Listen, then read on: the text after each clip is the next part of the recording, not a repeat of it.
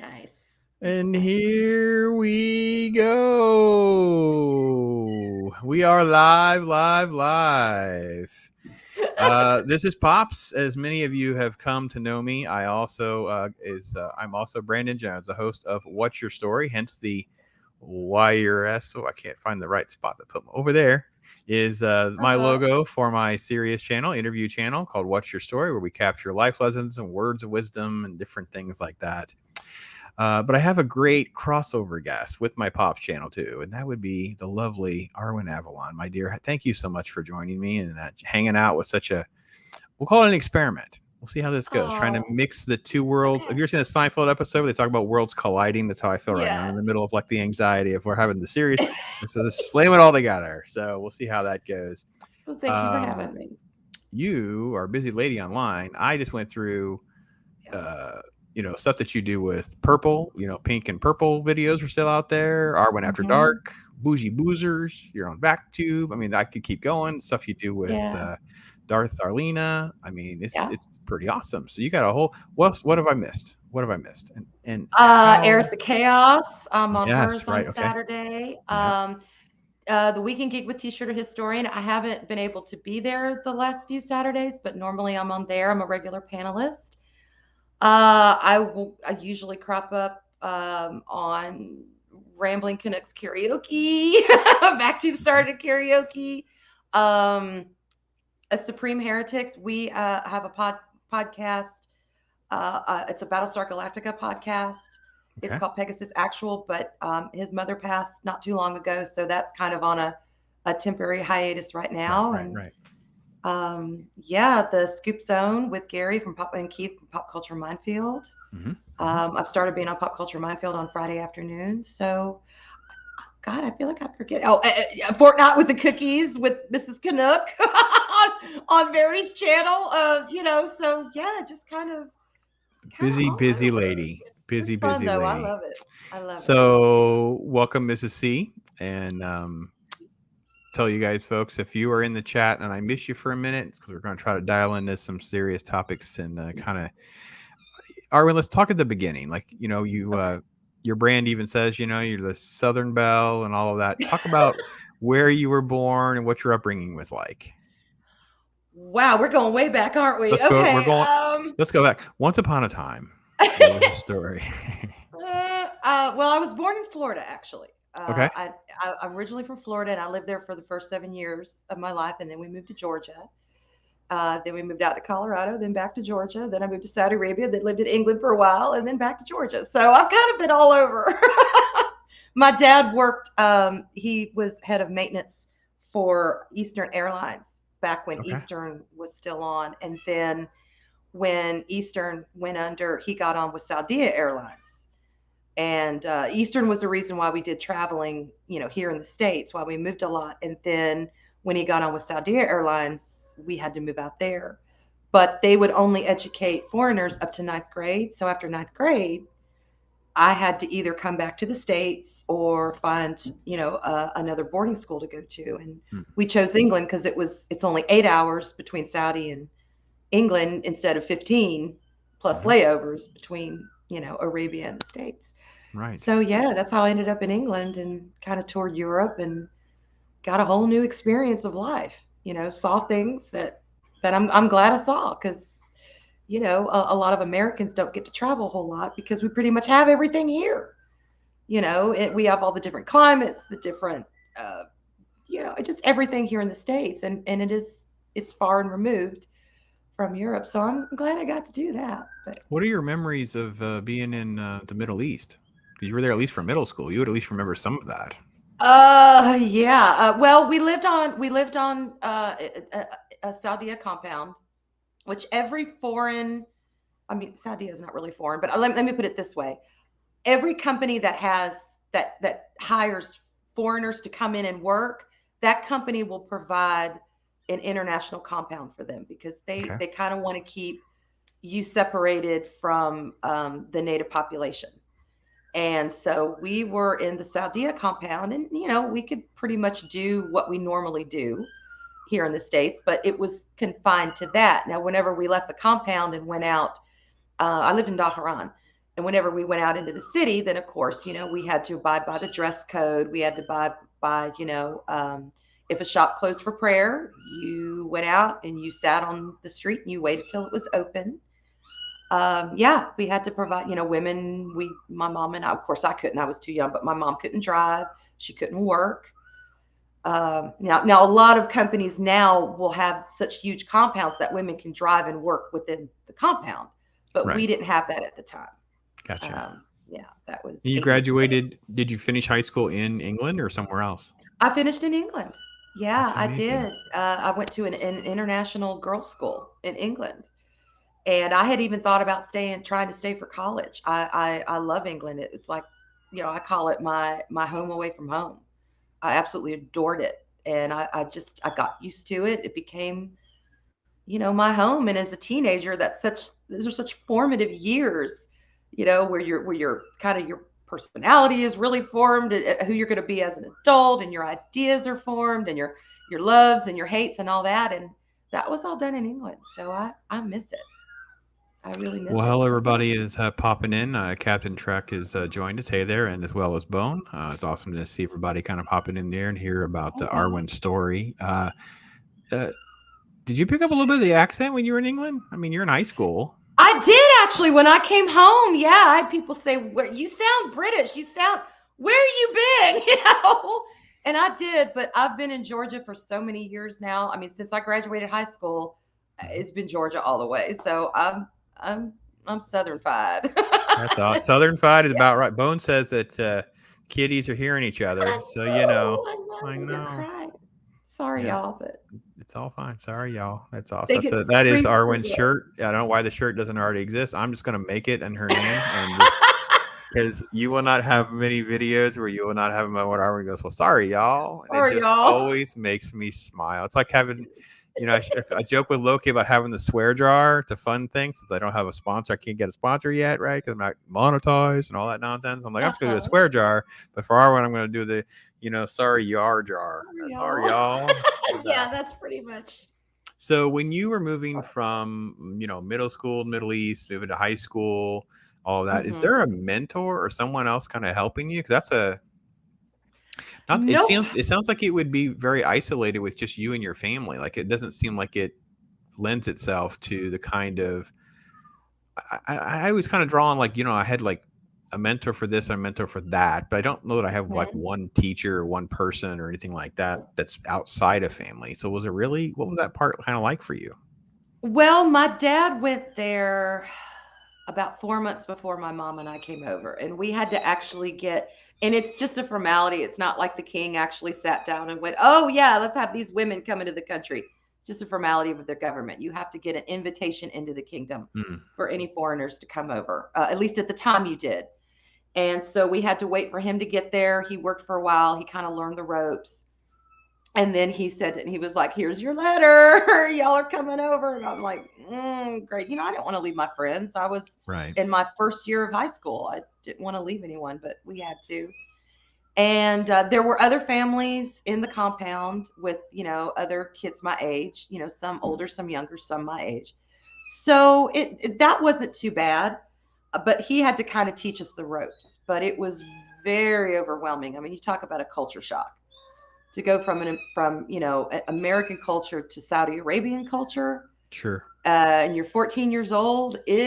Wow. And the airlines lost my clothes, Oh my no. my big Oh. box, yeah, of clothes and our Christmas presents. We got them like 3 months later, so I had like two pairs of jeans and two shirts. So we had to kind of try and find westernized Our clothing for me to Arwen wear. appropriate our Arwen appropriate high school wear. That's a Yeah. brilliant image. I would love to see the photos of what you had to wear, like the Oh my the god. fill-in outfits would probably be great to see. So Yeah. So, you kind of had to learn on the fly. And then when I went to boarding school for the first time, it's the first time I'd ever been away from both my parents.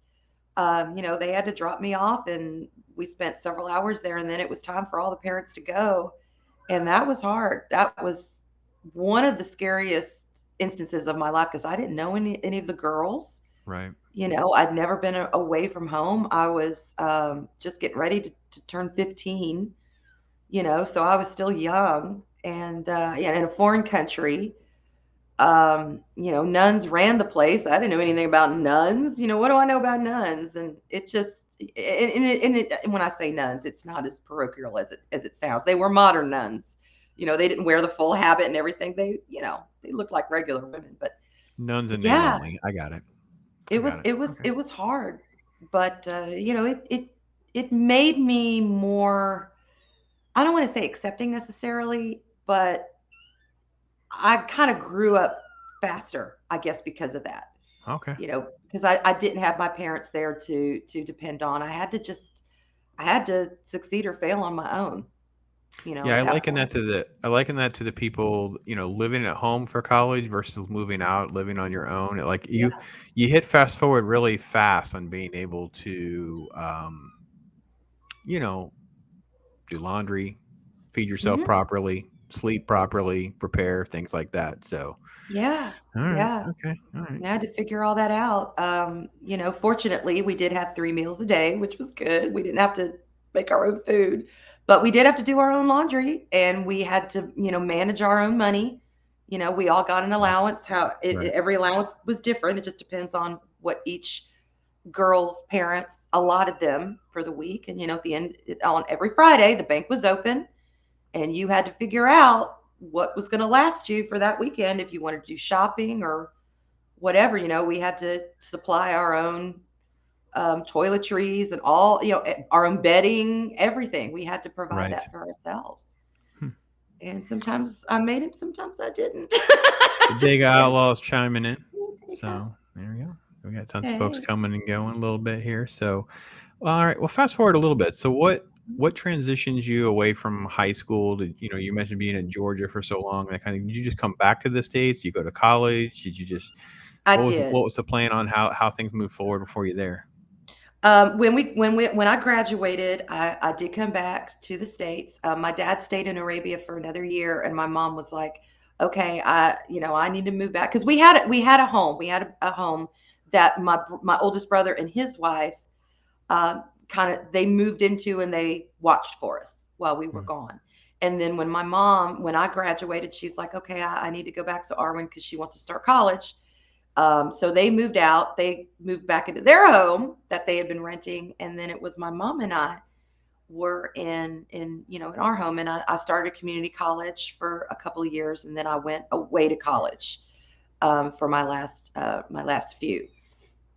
Hmm. So yeah, that was my transition period, and I was so happy to be back in the U.S. I was like, "Yay! I'm so excited because I'm home." But Hmm. then after that, I started missing England, and I thought about going to college there, but it just the paperwork. I just didn't want to deal with the paperwork, and I Right. wanted to go home. So yeah. And then I went to college, and I got my BA in liberal arts, a major in theater and a minor in music. And then I got on with an agency and wanted to try and work towards being an actress, maybe a Hmm. singer. So yeah, that was my goal at the time. That was my big goal. No wonder So karaoke goes so well for you folks. I do enjoy it. I do. Yeah, that's awesome. But That's awesome. yeah. So let's fast forward quite a bit because you Okay. speak very openly about your husband and Yes. things like that. Talk about how you guys met. Yeah, I don't know how much you talk about that. Do you ever talk about like like how did you meet Oh, and then how did this all start? okay. Well, actually, we met through a guy I was dating in college. I was a friend of Wow. his. All right. Yeah, and we met, and then a year later, we didn't really see each other a lot because I was going to school, and he was living in the area, but he was working. He was out of the army. He'd been out of the army for about a year and a half, and I did not see him again until my boyfriend decided to move to Florida. And he didn't tell me that he was moving. He was transferring colleges, and I had to find out through another one of his friends who just Oh. assumed I knew. But I'm like, no, I'm the last one to find out. Thanks a lot.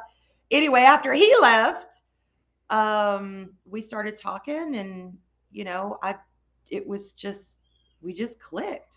We just kind of knew, and Florida boy had gone off, so we broke up. That was no big deal. And then we started dating. And about a month later, he asked me to marry him. So, Awesome. Wow. We first date. are you asking if he asked on the first date, No, or no, what was no, my no, first no, date no, no, like? no, no. What? This is not that channel. Let's. No. What? Do you remember your first date? Yeah, D&D, Dungeons All and right. Dragons, No, you guys because are I was clicking a on big gamer. all the cylinders are clicking. We were. We really were. And when but we were engaged. We had a long engagement. We were engaged for 3 years. It Hmm. wasn't like, he asked me to marry him when we ran off and got married. No, we had a long engagement. I graduated college. We both got jobs. We wanted to work because we wanted to buy a home. We wanted to save for a down payment for a home instead of, we could either do a home or a honeymoon. And I wanted to do a home and he wanted to do a home. So we were like, okay, let's save for a down payment. So Well, we had a so long engagement the so we moral could of the save that story money. is there's hope for all you guys that are at the D&D table. Just so you know. Yeah, Oh there is. yeah. Oh, wrong way. So I gotta go this way. Sorry. I gotta get used to how that works.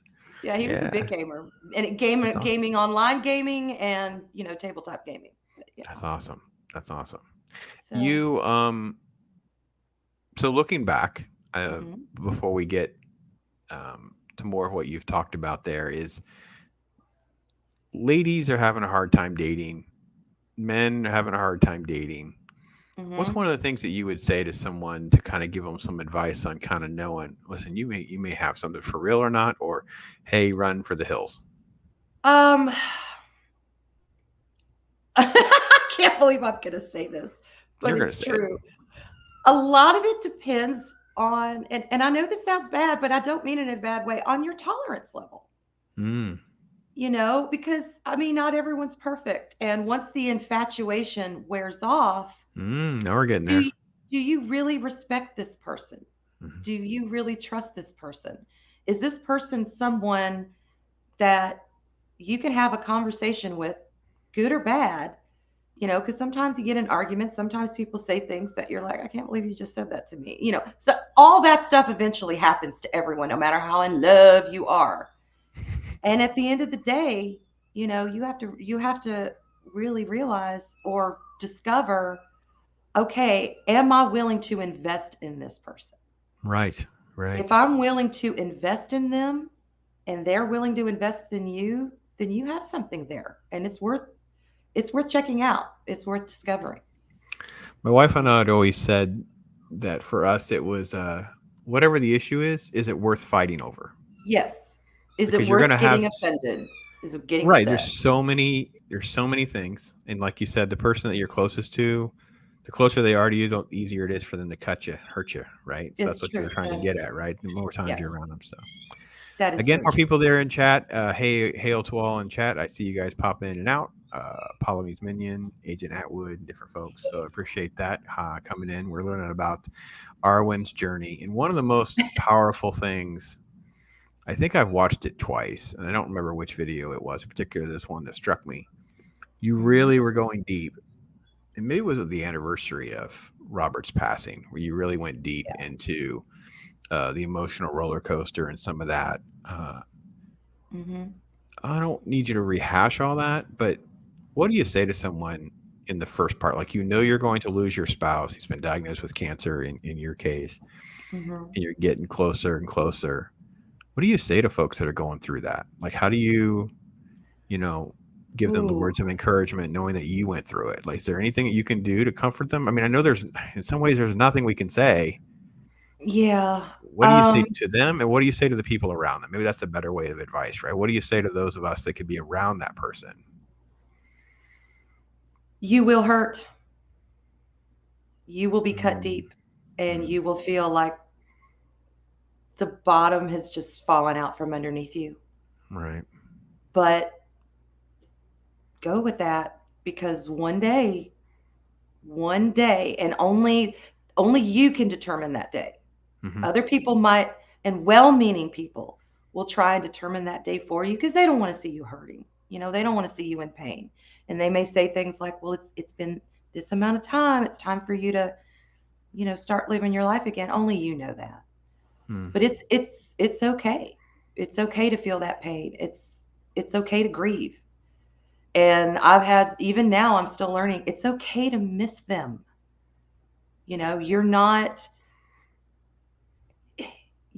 stagnating yourself by saying, you know, it's been this long. Should I still? Of course you'll still miss them. You know, they were a part of your life, and it's okay to feel like that was another life that you lived, and Wow, that's powerful. that is something that I sometimes I feel like I'm only 7 months old. Hmm. You know, because I kind of started on YouTube, and I got out of this darkness and got out of this haze only about 7, 8 months. And I think back and I think about the memories we had, and I think about him, and I feel like that was another life. And that is the weirdest feeling in the world, Sure. you know, but Sure. that's okay. It's okay to grieve. It's okay to feel like crap. It's okay to mourn. You've got to go through that, and everybody goes through it differently. Nobody can tell you how to do it. Everybody goes through it differently. So, as the pastor in me, when my wife and I were servicing like a hospital, because we had extended church family that was there going through, basically, they know they're going to lose their loved ones, and Hmm. we always kind of prayed together before we did about, that you just put us there. I don't even know what you need us to say or do, just put us there. Would you say that's Hmm. probably the best advice for people around? Like, just be there for that person. Just be Yes, there. Like, just be don't there. even don't you're just going to have to work on the fly about how you can serve them. Is that the best way to explain it? Hmm. Because you never know what someone may need. They may need a shoulder to cry on. Hmm. They may need someone just to vent to, just to rail. They don't want you to solve their problems for them. They don't want you to, you know, necessarily have any words of wisdom or comfort. You know, sometimes they just need someone to be a sounding board for them. Hmm. Yeah. And we all want to help people. We all want to give them words of wisdom. We all want to, calm them, whatever it is. Sometimes they just want to be heard, and they Right. just want to know they're not alone.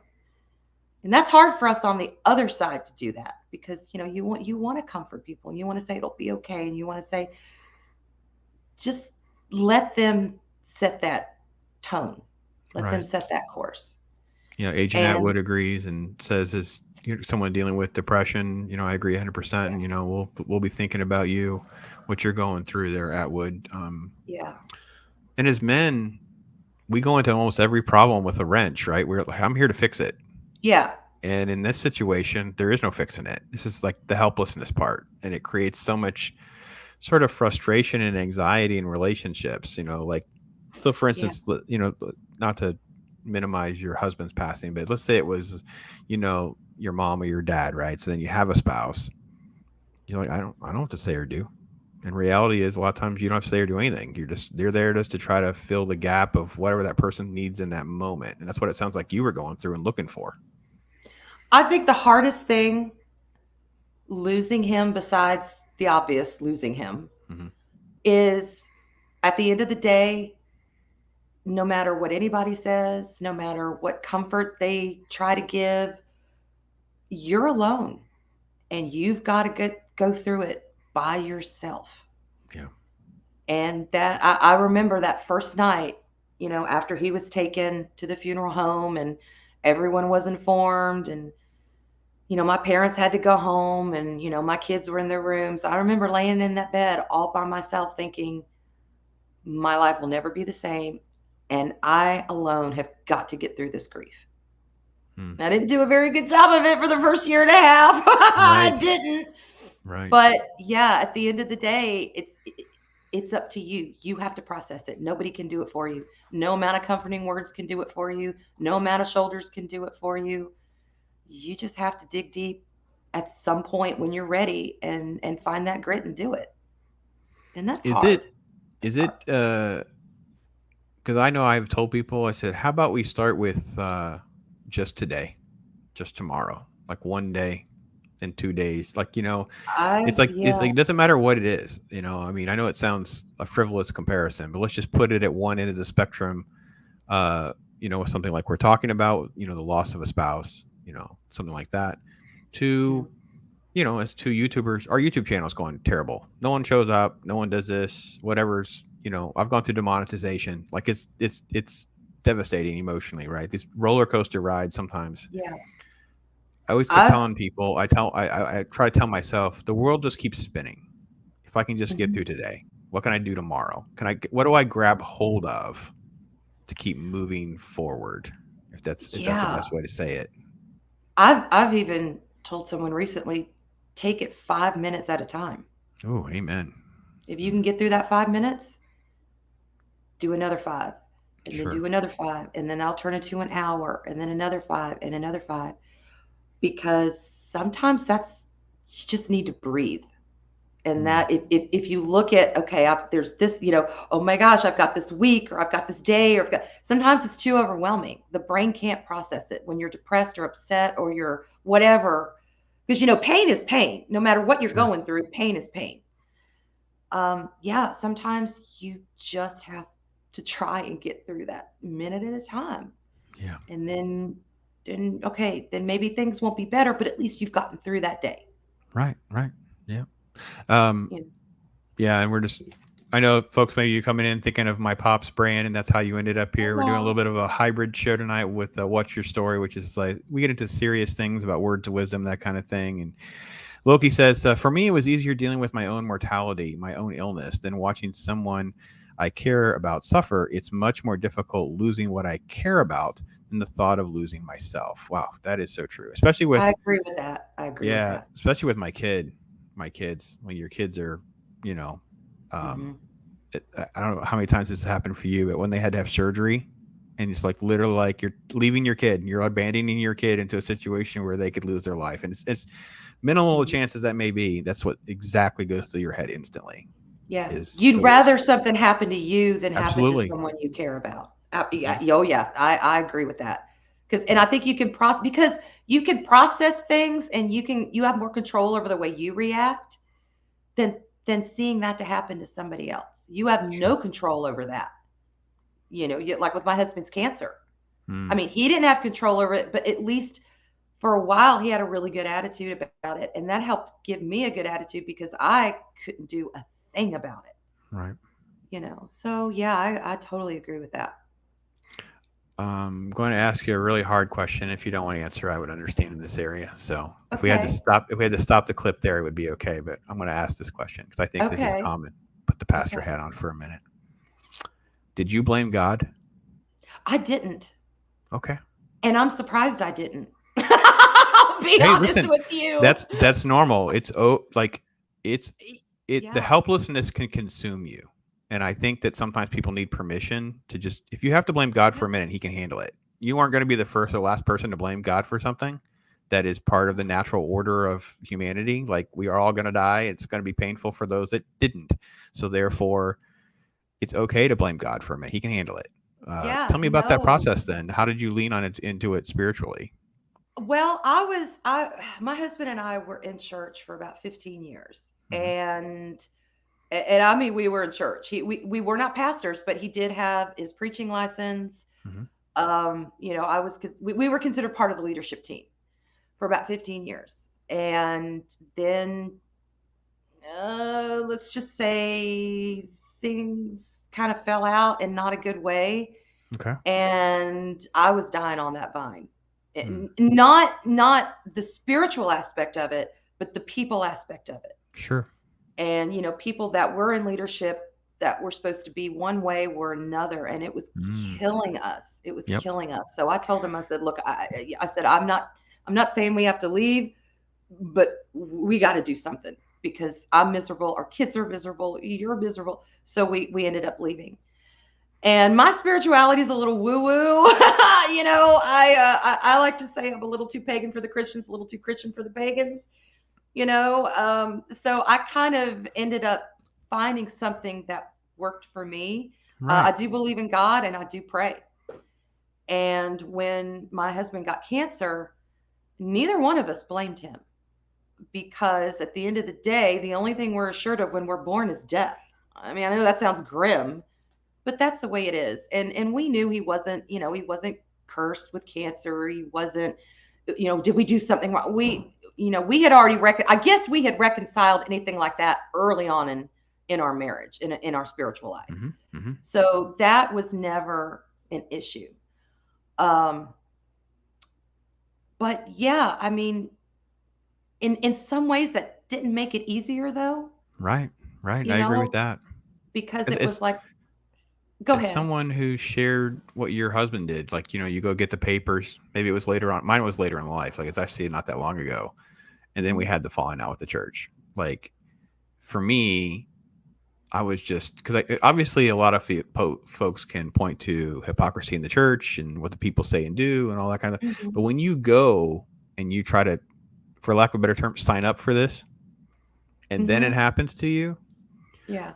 my wife and I were having a rough time. It was a rough couple of years before we finally left, and then when we left, it did not Mhm. go well. There's no way to, because we were. It was just like what you were saying. I was part of the Yeah. board, the whole nine.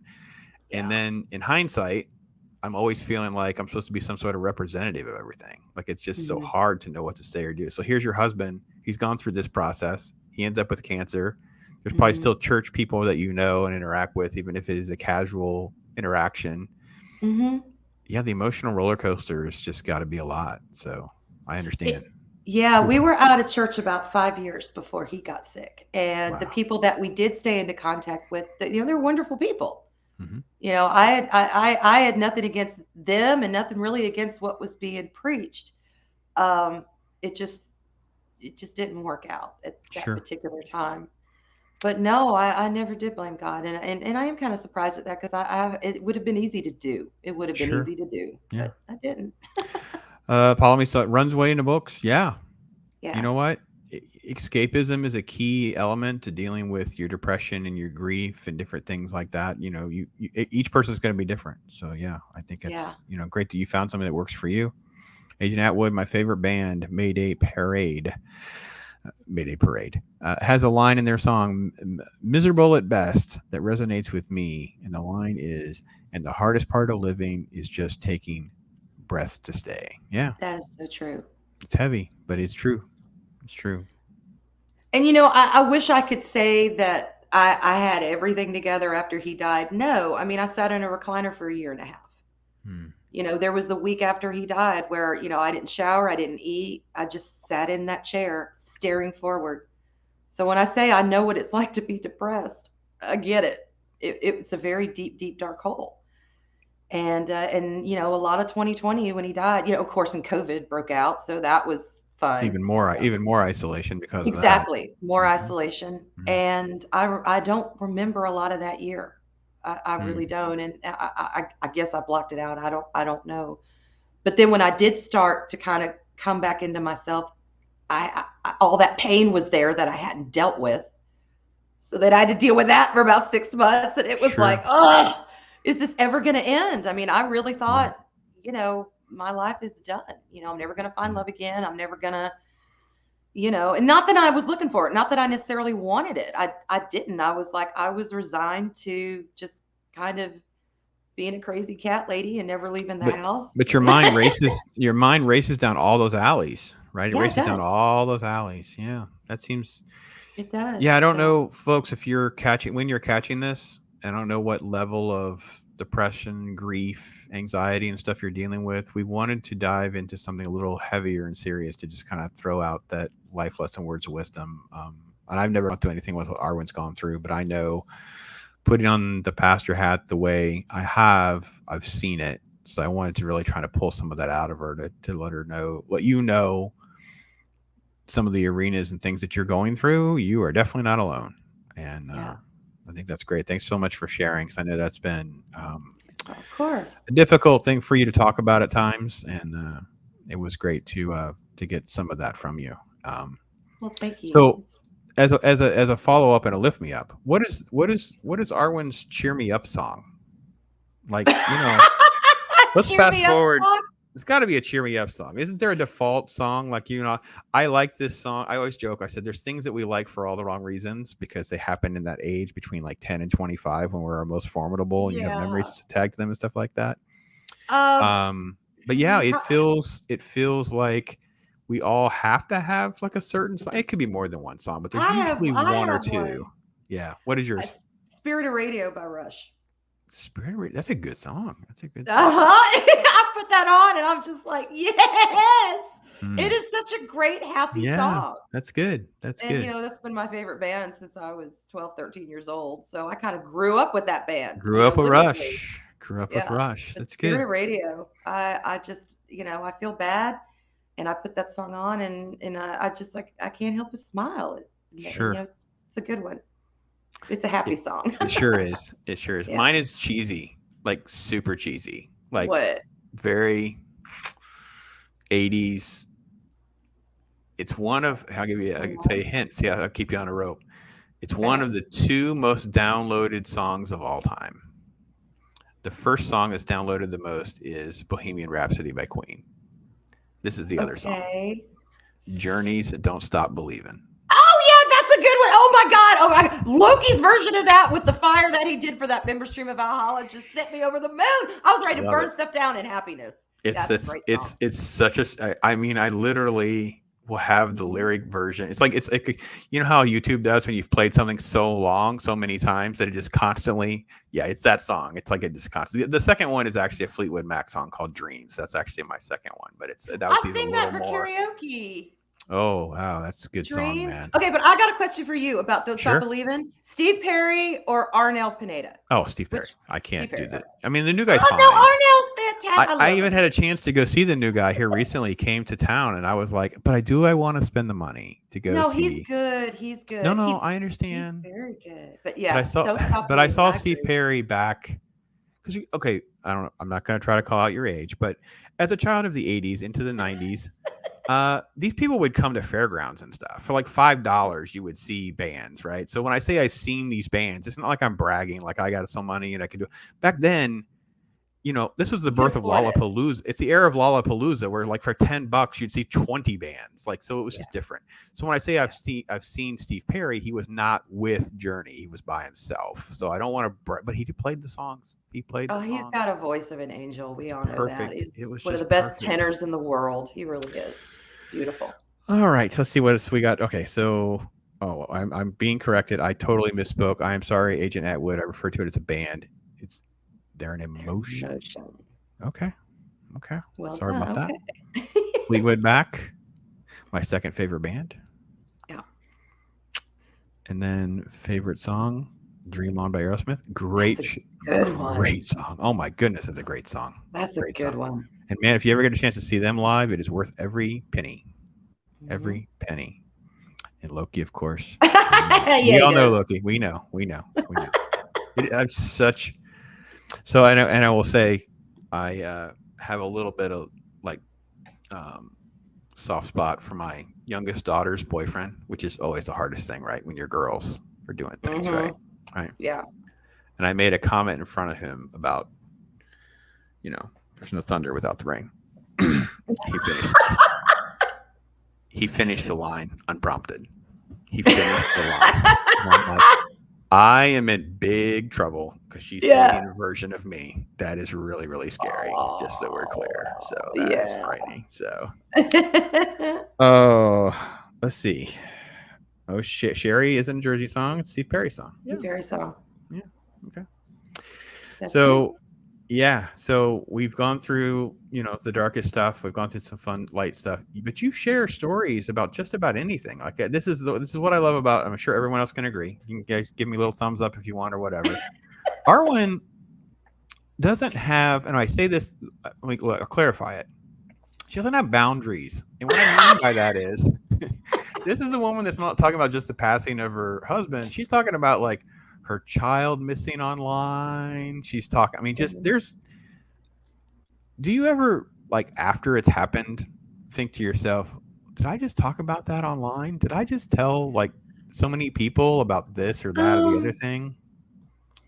I don't want to say regret, but do you have that moment of like, oh my gosh, because you're actually more out there than certain people, like celebrity. Like I know more about you, and you're like, I kind of teased you a little bit, but I did research, and I'm like, yeah, you're not quiet about these stories. You are just who you are. And I think this is a credit to your personality. But do you have some like a regret almost, or like, oh man, what have I done here? I don't have regrets sharing what's happened in my life, but sometimes I gotta be careful because I dox myself. I've said where I've lived before. I've given out, years of dates of things, and I've had some very good friends say to me, "Honey, you might just want to be careful about that. This is the internet." And I'm like, Mm. but I get talking, and that's the problem. When I'm talking, I feel like I'm talking with friends. I Mm-hmm. feel like I'm just, sharing things that have happened in my life. Um, on the prospect that I don't know, one, maybe somebody will find something in it that they would either enjoy or would help them or whatever, whatever it is that I'm sharing. Right. And on most things, there are some things I'm very private about. There are some things that I'm like, nope, that's no, little lock Sure, and key. sure. Um, Especially the internet. I mean, let's face it. There's yes, certain things that yes, the internet has no problem going down the rabbit hole about or whatever. yeah. And I run more of a PG-13 anyway, so there's already a little bit of a barrier there. But because I hear stuff when other people are talking about, it, I'm like, oh my gosh, Well, I don't mean nasty my things. wife. No, I no, don't no, mean no. But I just the fact that okay. you would even go down the rabbit hole of different topics, Yeah, I could just imagine. Like I said, I don't want to say regret. That's kind of almost too harsh of a word, but I'm like, do I really want to put that out there forever? yeah. You know? I guess, and to be honest, if this had happened, if I had gone online before my husband died, I might have been a lot more reserved because I found an old video on his channel that was done in Mm, 2013. And even just the way I act is different. hmm, I'm still kind of me. You can see shades of me in there, but I'm just a little more reserved, a little more. Yeah, and my kids were young, so I was in more maybe protective mom mode and things like that. But now I'm like, you know what? And when I say I feel like 7, 8 months old, I mean that. I do. I'm like a 14-year-old running around. I don't have a filter mainly because this stuff happened to me. It sure. happened. Why not share it? Yeah. It's doing me no good just sitting on a shelf somewhere. Ooh, And it's who I amen. am. And I always said to myself, if I ever get a YouTube channel, and this is after, I started watching Loki and different channels and started getting involved and recognizing people and knowing names and started to feel a kinship with Valhalla. I'm like, if I ever do actually do a channel, I want to be myself. I want people to know who I am. I don't want to be somebody different online than I am behind the scenes. And there's nothing wrong Mm, with that. There's sure, nothing wrong. sure. I'm not saying there is. But me, I got a big mouth and I talk a lot. Well, we And would I'm like, figure it I wouldn't out. be able to keep it. Exactly. I would be able to Yeah. keep it straight. I just need to Right. be myself, tell my stuff, and let the chips fall where they may. Well, So, speaking of that at the top, folks, if you're not already subscribed to ARWYN, please, she is criminally unsubscribed. That number is way too low. That's just insane that she's in the 300s. That's insane. So, Agent yeah. Atwood says, I've been told that I'm very squirrely. Okay, maybe. I don't know. Brandon, the anime guys, popped in. Scott Westbrook is here. Hey, y'all. And then let's see. Going to be completely honest. I think if me and Arwen got on a panel with a host, it would be a mess for the host to keep together. I just pour my emotions out. I may have trust issues, but I let it out. You know what? You don't scare me. I could do that. We'll have to plan that for a It different is. experience. Yeah. It is it's putting the bumpers up like we do for kids when you go to the bowling alley, but Mm-hmm. being genuine and honest with your emotions is the answer. You don't need to be. I can't imagine trying to keep the lies and the phoniness straight. To be honest, I just Yeah, can't. I I couldn't even either. I feel guilty because I think some people took my time on Loki's show as like I was trying to make myself seem like I was more a radio guy than I really was, and it was like a side hustle thing for me. I was not some consummate professional or anything like that. So even like I'm even haunted by like an implication of something that I said to try to Mm-hmm. maintain the integrity and honesty that which you were talking about just pours out of you. It's like we find the right button, the next thing you know, Oh my gosh. Yeah, I can't well, find the clip. I gonna have maybe someone like Loki help me get it because there's a show called Pushing Daisies. Are you familiar with Pushing Daisies? I've It heard came. of it. I have not seen it, but I have heard of it. Yeah. Yeah, there's a great element to the show where he can touch a dead person. They come back to life for a minute, and anyways, that's the premise of the show. But Okay. he's brought his former love back to life, and he in the process of saving his mom and all this, that her dad died, he tells a story, and then he says, I just told her, and the guy, he's the best part of the whole show,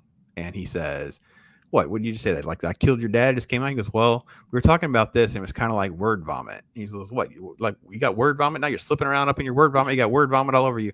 ARWYN is the embodiment of word vomit. Once you hit the button, it just starts coming at you, baby, coming at you. And it is.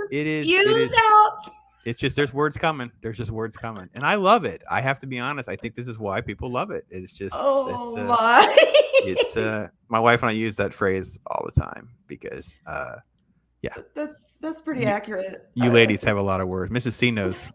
Mrs. C, we should do a Pushing Daisies promotion video, because let me tell you what, Pushing Daisies, you have to have subtitles on. You know how certain shows have such great dialogue? If you put the subtitles on, you catch things you don't normally catch. Yeah, it's one of those. Yeah. So. Yeah. And then, we should totally sort something out. Sounds good to me. We'll throw some emotion off the wall. See what happens. We can handle that. All right. So, sounds good. So here you are how do you balance doing all of the different streams and stuff? Do you just have like a calendar? Do you have like an agenda? How do you balance everything out? Because you sound like you're bouncing all over. I don't. Seriously, I've slept. I've had maybe 4 really good nights sleep since my husband died. I normally sleep about 4 hours, 3 to 4 hours. It's just kind of what I'm used to. But yeah, I do have to write it down sometimes. Okay. If it's now, I've kind of got my set shows that I know. Okay, today I'm going to be here, tomorrow there, blah blah blah blah blah, and I just I know those. But if I'm invited anywhere, or if it's a show that I'm not on regularly, I need to write it down, or I will forget it, or it'll just, or I'll get the dates mixed up.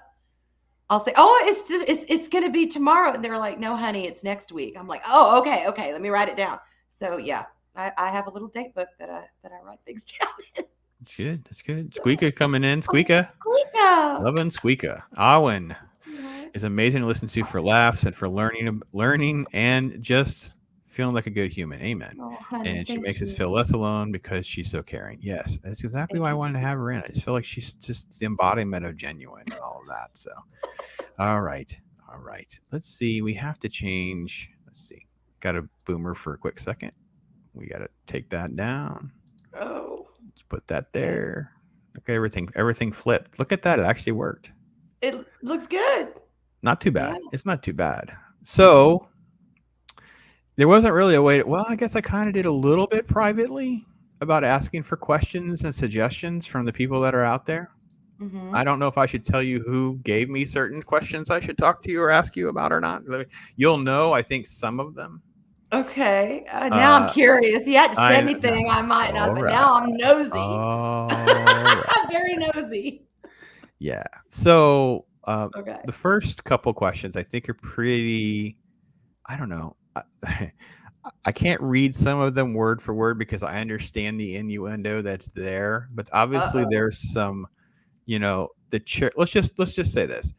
Talk about the broken chair story and the fact that there's like, evidently there's numerous wood jokes because of the broken chair. So for those that don't know the broken chair story, question 1 is, what is the broken chair story so we can understand all the wood references? So we'll have okay. It's this chair right behind me, y'all. It's this chair. And I will do it just for the sake of, it's propped up against the wall. This is the wood right here. This is one of the leg. It's got 4 of these. And it keeps wanting to pop out, and I can't get it screwed back in. So I'm like, I can't get my wood screwed back in. Well, there you go. Use your imagination. But this is it. Cue the memes. This is it right here. And I can't believe it. Of course, if I was sitting in it, it would be like, nyeh. But this is the wood of the chair. And see the bottom? It's all rubbed off because I got hardwood floors in here, and they're old. This house is like 170 years old. It's ancient. I mean, for America. I know, people over in Europe are laughing at us when I say that. But they're little uneven areas, which it feels smooth when you're just walking across it. But because the way it's planked, when you have a chair, some areas are a little higher than others. Well, because this is going to screw in right, it's loose. I got to glue it. when I sit and it scrooches on an area that's lower than the others, it'll just fall out of my chair. I gotta get it scrooch it right over the high part of my floor. So anyway, that's the wood. This is Blame the Mark wood. and Chris for that. ARWYN is holding the wood, telling the ARWYN's story. wood, y'all. Anyway, look at Mrs. Canucks like out there. That's good. Mrs. C. I got more wood from my desk, but that's for another time. All right. Okay. And I understand that you are almost single-handedly triggered by the word thrust, and therefore there's now a thrusting segment on BackTube. Is that correct as well? God, I can't believe. Yes, it is. Straight. I don't know where. One day we were on BackTube, and the word thrust came up, and I was like, I'm so triggered by thrust. Well, the chat that night, everything out of everyone's mouth was thrust this, thrust that, thrust, thrust, thrust. I mean, they were like a dog with a bone. They would not let it go. And now Strike and sometimes Charlie and Leah Rose, and every time they come into BackTube, they're like, thrust.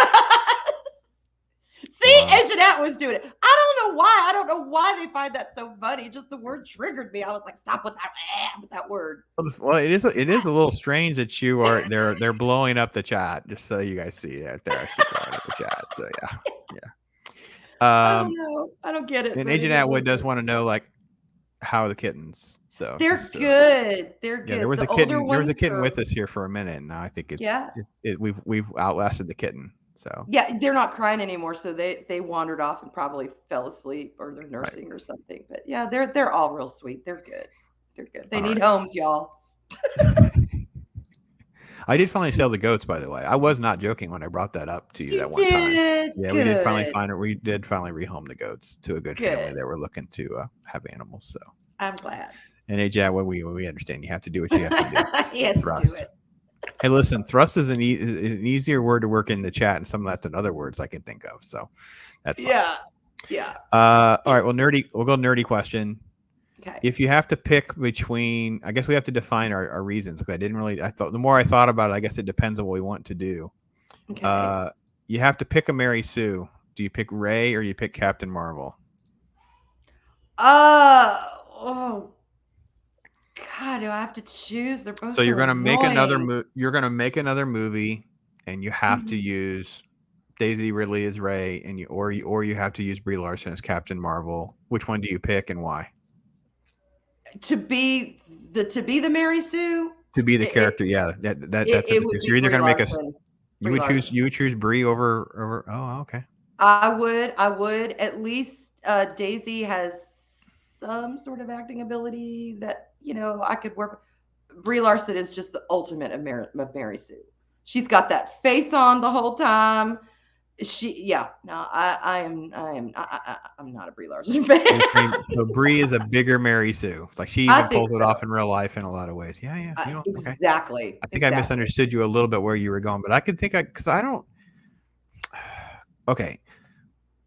This is not a praise of the trilogy, but I don't blame Daisy Ridley.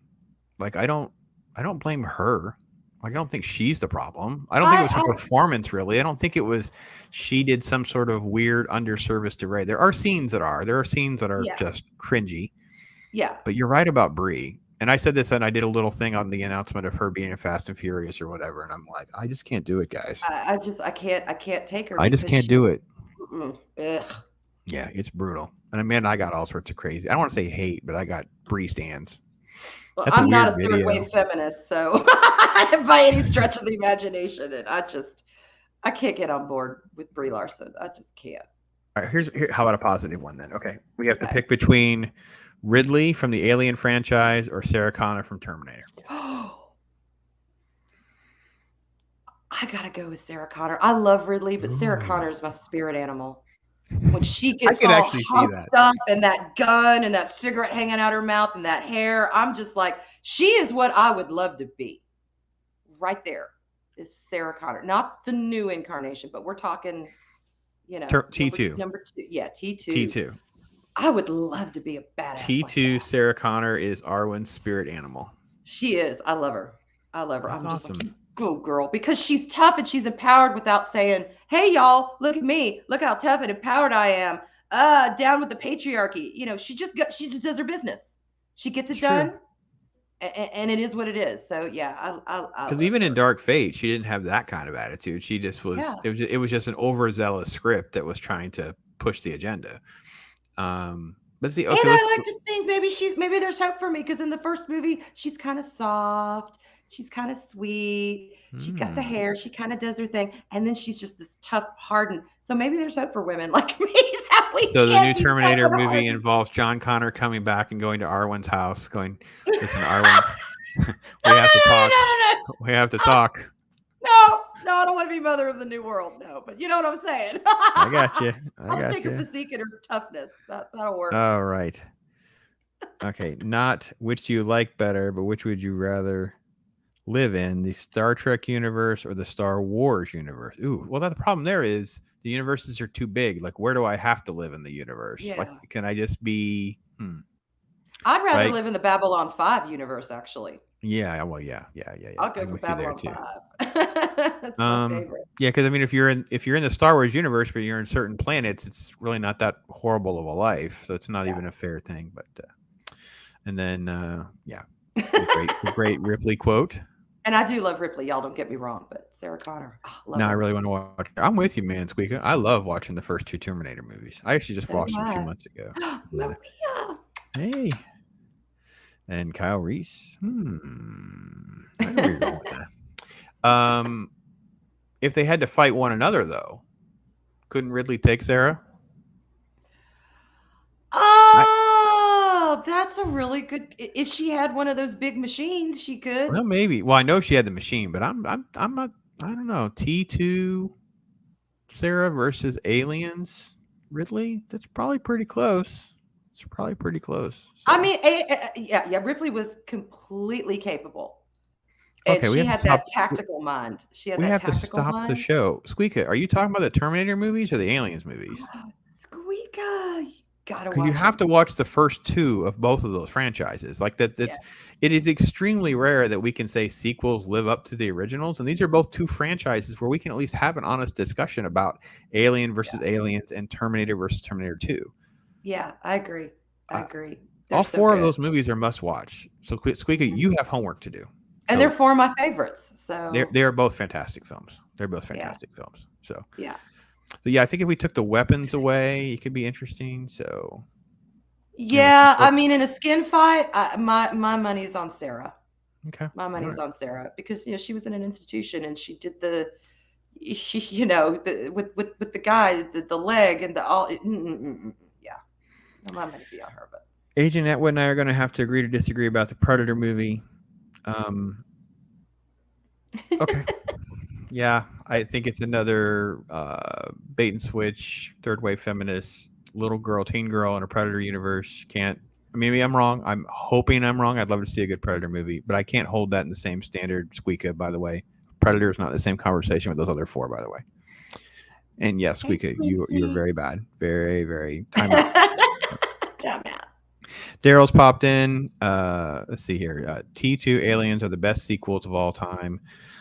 Only time the sequel is better than the OG. I only can add Godfather 2 to your list as an arguable, as companion as well to your list. But from genre films, I can say that. But Empire Strikes Back should count too, man. Empire Strikes Back should count. Yeah. My Excuse me. favorite Star Wars. Now I'm doing it. I'm crossing universes. Yeah, we are. We're really messing up our stuff here. So, all right. So let's go back to Crazy Land. Let's go into ARWYN Land just a minute. We got another question from the group, and you know about this one because they brought it up. They used all sorts of weird words for you, whatever, to explain what was thrown out there as dwarf thirst. Some Richard Armitage love, I think, is where we were going with this. So he's like 6'3" in real life, y'all. He's 6'3". Okay, yeah. I just think he he's a looks pretty great. big dude. He is a pretty big dude. I don't understand why he doesn't keep more of the rough look too. Isn't that weird that because oh my gosh, I don't know. Viggo Mortensen did the same thing, right? They look this look. They got this scruffy look. They're rocking this appearance, and next thing you know, the next time you see them, they're clean shaven, their hair cut off. My wife was devastated. She's like, I like the scruff. Yeah, on my the. wife was the same way. Like, Mhm. what would because I think we were looking at. Oh, it was it's a Timothy Oliphant. She was looking at justified Timothy Oliphant. Then after he shaved and was Yeah, clean cut and whatever, and she was like, "Nope." I'm like, it's not the same. It's not the. I don't know yeah, what it is, but you get so. Yeah, yeah, yeah. I think Thor and Oak Shield is a hottie, but okay. he's really tall in real life, y'all. Let's keep that. Don't get it twisted. I like tall. All right, Squeak is putting together a list. Yes, Nice. sooner than later, you need to do that. Both those movies are very, very important. You need to, and then we can talk about it in more detail, Squeak, because they are both fantastic. And you please watch them in order. Don't try some weird out of order nonsense. No. Um. All right, can't wait to see Darth Vader in Star Trek. Just Haze and Hot Louds, all that. And yes, hey to everybody else that's been popping in and out. That was our dwarf thirst reference. So my grandson once said, "This was I kid you not, totally unprompted." My wife, I wish I could just get her to know. She'd have the context probably. My grandson looked at us and said, "According to my research," and then dot dot dot. So he's this 5 or 6 year old that starts the sentence with, "According to my research." So I ask Arwen, "According to my research, 13 is your favorite number. Why?" You really have researched, haven't you? You can't get past the Google News guy, just so you know. Those of us that were Wow, he really took that as a serious side hustle. Yeah, we actually, 13 is your I'm favorite number. Why? impressed because I don't even remember mentioning that. I mean, obviously I did, but there's a symmetry to it, and and I like everything associated with 13. 13 is associated with black cats. I love me some black cats. 13 is associated with, a superstition and Halloween, and that's my favorite time of year. I'm an autumn child, and I really gravitate towards that. Oh, this is going to sound so bad, but when the leaves turn and fall off, they're dying. I mean, it's just there's something about that with the cool wind, and I love it. And like I said, I get a little woo woo with my spirituality. So yeah, it's a beautiful number, and it all started. I turned 13 on Friday the 13th, and one of the best birthdays I ever had. So right there, that proved to There's the me origin story. that old superstition Okay. is just nonsense. And then the more I thought about the number, all these other images came to mind, and I started paying attention. And like I said, noticing the things it was associated with, and I was like, "Dang it, 13 is my jam," Okay. and I've loved it ever since. Well, So, Squeaka yeah. agrees. She says her favorite number is 13 as well. Agent Atwood makes Friday the 13th references with Jason Voorhees, and then of Halloween and stuff like that. Yeah. I want see that was the origin story. That's it. You turned 13 on Friday the 13th, and it was a Friday great the birthday. 13th. And after that, there was no turning back. That's Yeah. the origin story. That is it. That's where it all stemmed from. I would love to know the origin story of some of the men, because we tend to be very superficial. Because for me, 11 was my first jersey when I played sports. It was like that was it. That was Okay. it. Just 11. Just like that. But it could have been any number. There was nothing special about it. It wasn't like I was emulating a player I liked or anything like that. It was like, oh, here's your first one, and then at that point, like, okay, I'm good. Yeah, it was really So Yeah. all right. Bone chimed in that the Munsters had 13 Mockingbird Lane. Yeah, very, very true. Very, very true. So that's one of my favorite shows. So it's just a great number. I love it. oh, okay, well then we'll call that out then. Okay, so we'll add that as a question. Let me make sure I make my notes. So I got this is a question then. Okay, so Munsters versus Addams Family. I don't know. I love them both. I really do. And some days I'm Morticia, and some days I'm Lily. So it just depends on the mood I'm in. That hair is way too red to be Morticia. Yeah. Yeah. But Okay. I probably if I like had to sit down and I had to choose one or the other to watch, it would probably be the Munsters. Probably be the Munsters because I don't know. I love it. I like the silliness of it, the all American family. God, it was great. So Awesome. yeah, That's I like them both. Agent Atwood is keeping an ongoing list now of sequels. So we have Godfather Part 2, Aliens T2, Empire, and Ooh, Wrath of Wrath of Khan. Khan. Times when the Sequel has outdone the original. For now, I will let your list stand. I need more time to think about that because I'm not sure that's. Sometimes it gets hard because a movie can be so good and you forget, So, but Yeah. that'd be a great list, by the way, to start yeah. with. Marie want to know what you missed. You missed a whole lot, so I have to go back, and all the emotional part of our show was there. So. Love you, Marie. Daryl says his first jersey was 9, but his favorite number is also 13. And then he makes comments that he's trying to see if I will acknowledge, and I am not. As Thank Agent you, Atwood Twinsie. mentions monsters and more monsters, and can't wait for the Rob Zombie monsters. We'll see. I don't know. I don't know. I am an Addams Family person. I don't know. Maybe I don't know what it was. That's okay. My husband used to say that we were Gomez and Morticia at certain, at least during Halloween. But he preferred the Addams Family too, so it was kind of this unspoken between us. But I like them both. I do. Okay, so all right, this may be a two-parter because I had one question, but then I had a question that came in. I was going to ask if there's an animal that you are afraid of. Yes. I'm deathly afraid of to the point where it's a legit phobia, and then one I'm just scared of. They make me nervous, even though I think they're beautiful and I love them. The phobia one is cockroaches.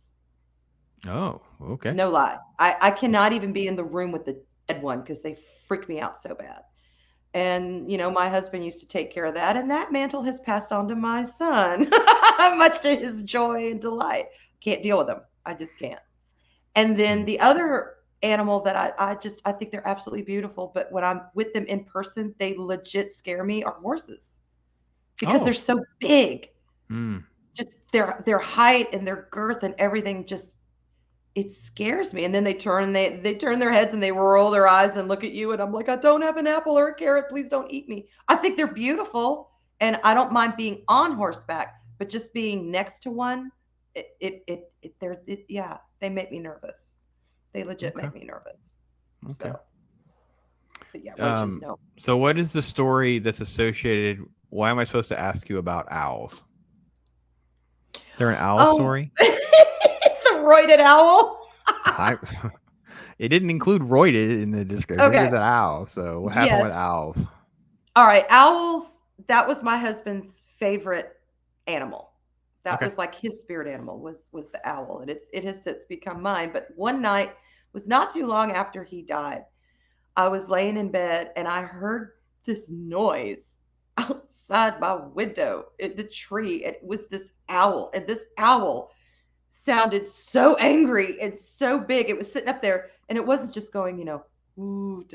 It was going, hoot, hoot. I'm like, what in the world is this owl possibly fussing at?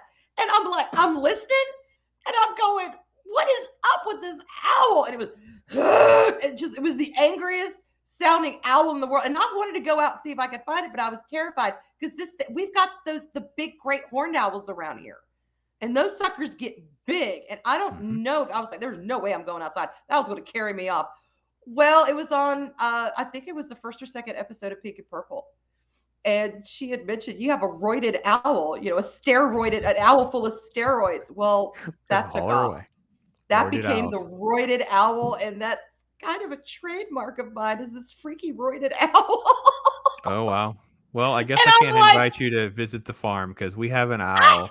I love owls. I love owls. I absolutely adore them. But this one sounded so bad. And I remember my husband used to say, if you ever see an owl or smell roses or anything, that's me coming back saying hello. Aww.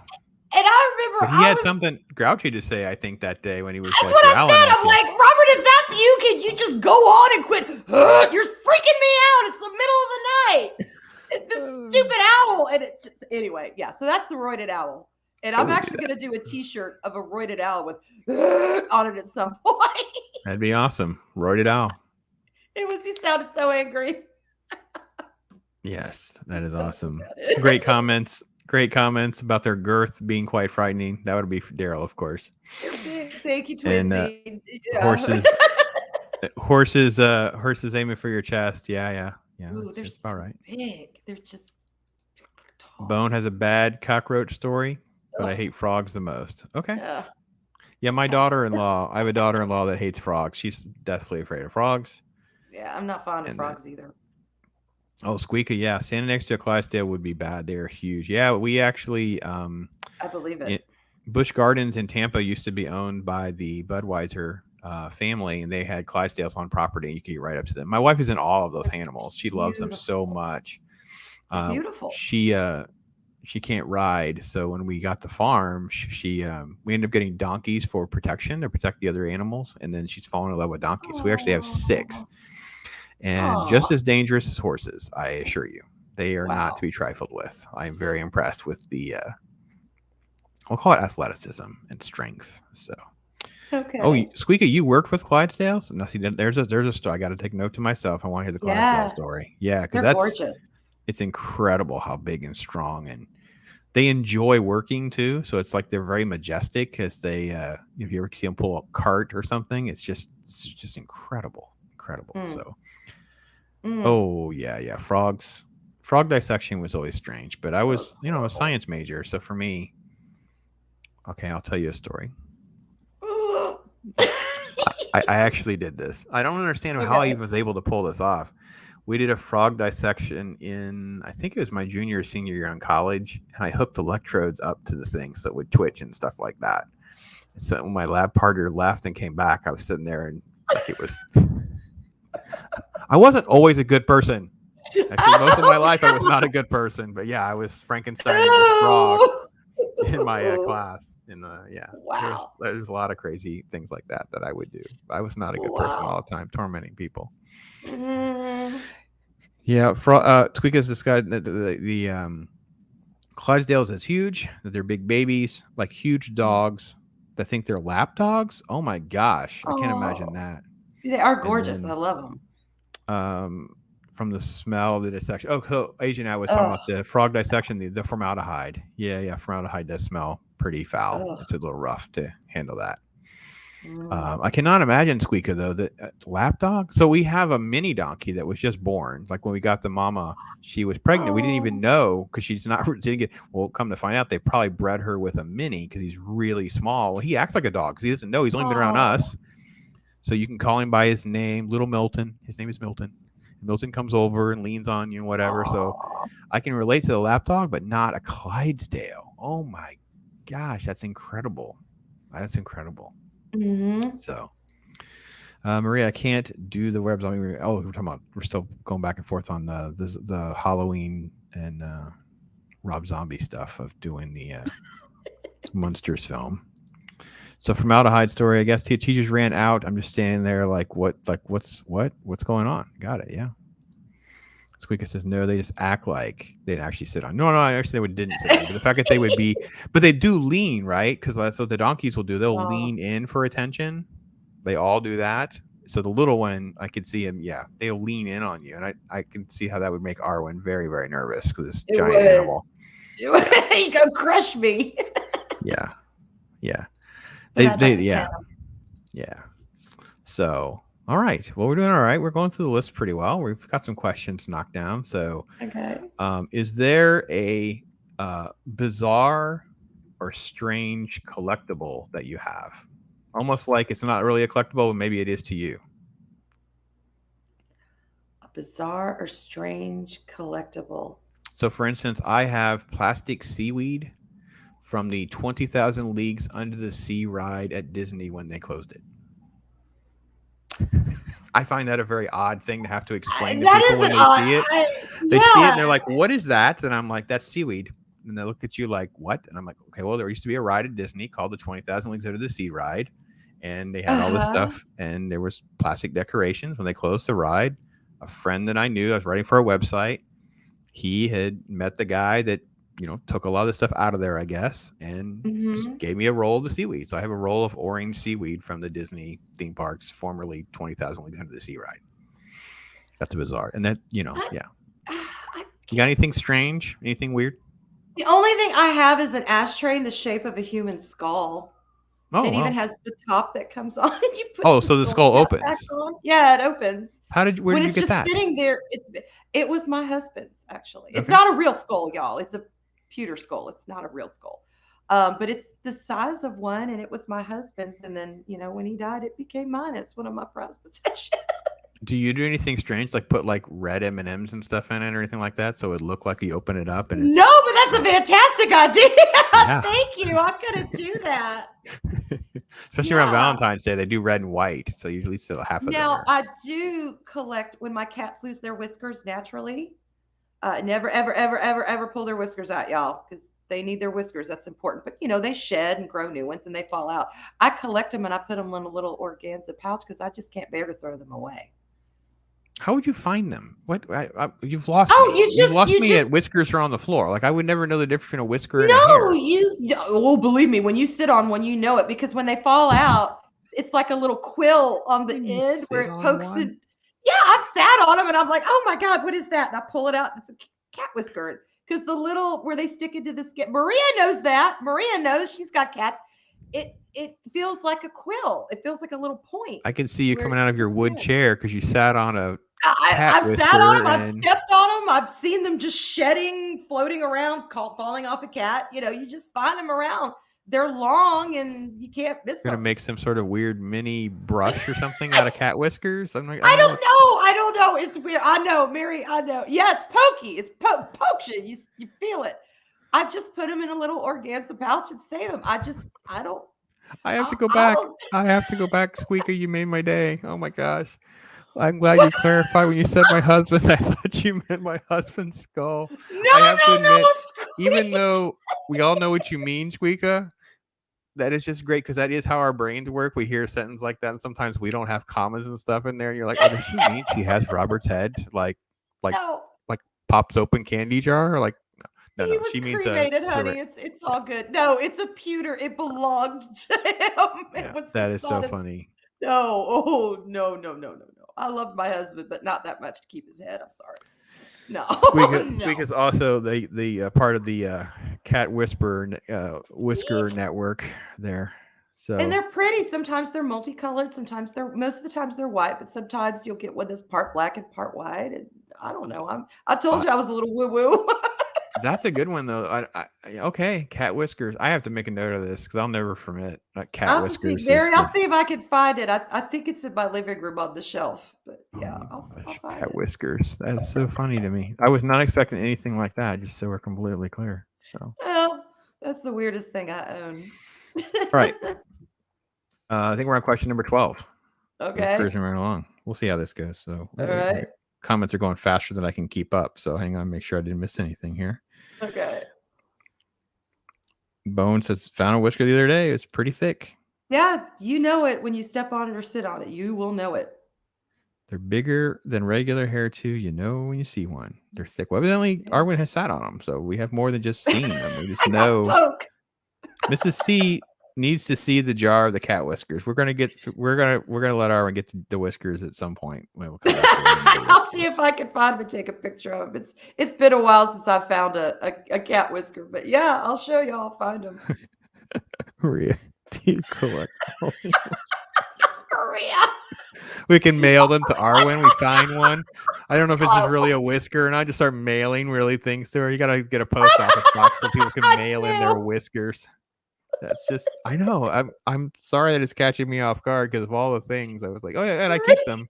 She tried to slide that in on me, folks. Did you notice how she did that? Oh, yeah, I find them and whatever. And you sit on them, they poke my booty, and I come flying out of my wood chair. But sometimes, I just keep them. I have this little satchel, and it's for the cat whiskers. Little organza pouch, and it's got cat whiskers in it. Okay, cat whiskers. Cat whiskers. Squeaka says mail her 13 of them. That's the masterful callback message right there, Squeaka. Home run. That's fantastic. That's a great y'all know me better than I know myself. That is the best. That is the best. Okay.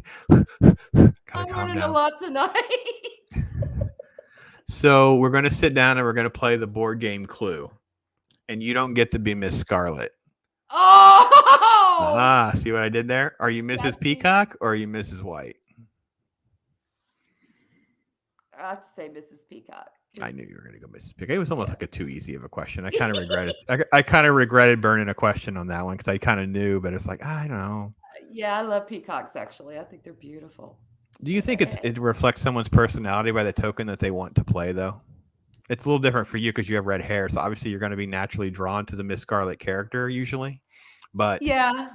does it reflect, like, for a man? I think it's a very indicative thing if you see if they want to be Colonel Mustard, Professor Plum, or Mr. Green. Like it somehow reflects our personality of which of those we want to be. I think so. I think Yeah. so. It's like because if you don't get to be the one you want, you don't enjoy playing as much. It's I like mean, it's like people fighting over the shoe and the hat in Monopoly. yes, this Right? is very true. The doggy. I always wanted to be the little You always doggy. want to be the dog. Yeah. Because he was cute. Yeah. Nobody wanted to be the thimble. We were all like, meh, I'm the thimble. I think Agent Atwood and them are still laughing at us, and we got you on the cat whisker story. They're all still going. Oh, Squeaka, you made my day with like a double callback. So that was so awesome. And Oh, yeah, Squeaka, we'll I have to love do you stuff so like that much. too. Yes. You're amazing, Yes. Squeaka. Squeaka's great. That was the best. That is Thank you, just the best. sweetheart. Thanks for hanging out with us, Squeak. Okay, so let's go back to our list. See what I've missed. Here. Let's Okay. go back up to the top. See if something else. Okay. Really good. Really, really good. Really good. I'm getting afraid. So what was you talked about your journey on YouTube a little bit. Mm-hmm.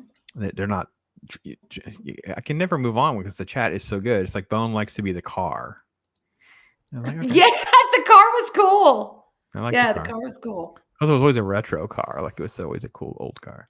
Yeah. What was the journey like to say, I'm actually going to hit publish and do this video on YouTube? What was the brain thoughts happening in your head when you're like, I'm actually going to do this, people? Well, I had started, wow, that's a good question. I'd started guesting on other people's channels. Like I was on the very first stream I was ever on was Purple Valkyrie, one of her member streams. Okay. And then the first actual guest where it was like, yeah, come on and I want to talk to you was Loki's. I was on back when he was doing Women of the Fandom. He had me come on, and my first thought was why, but okay, because I guess I'd have been in chats enough then, and I'd gotten to know people. They kind of got to know me, and people were asking particularly after that interview, they were like, okay, you need to get your own. Why don't you get your own channel? You like to talk, you like pop culture, you blah blah blah blah blah. And I was like, I don't know, I don't know. I fought it for a while because I'm like, what would I talk about? What would I do? I don't know.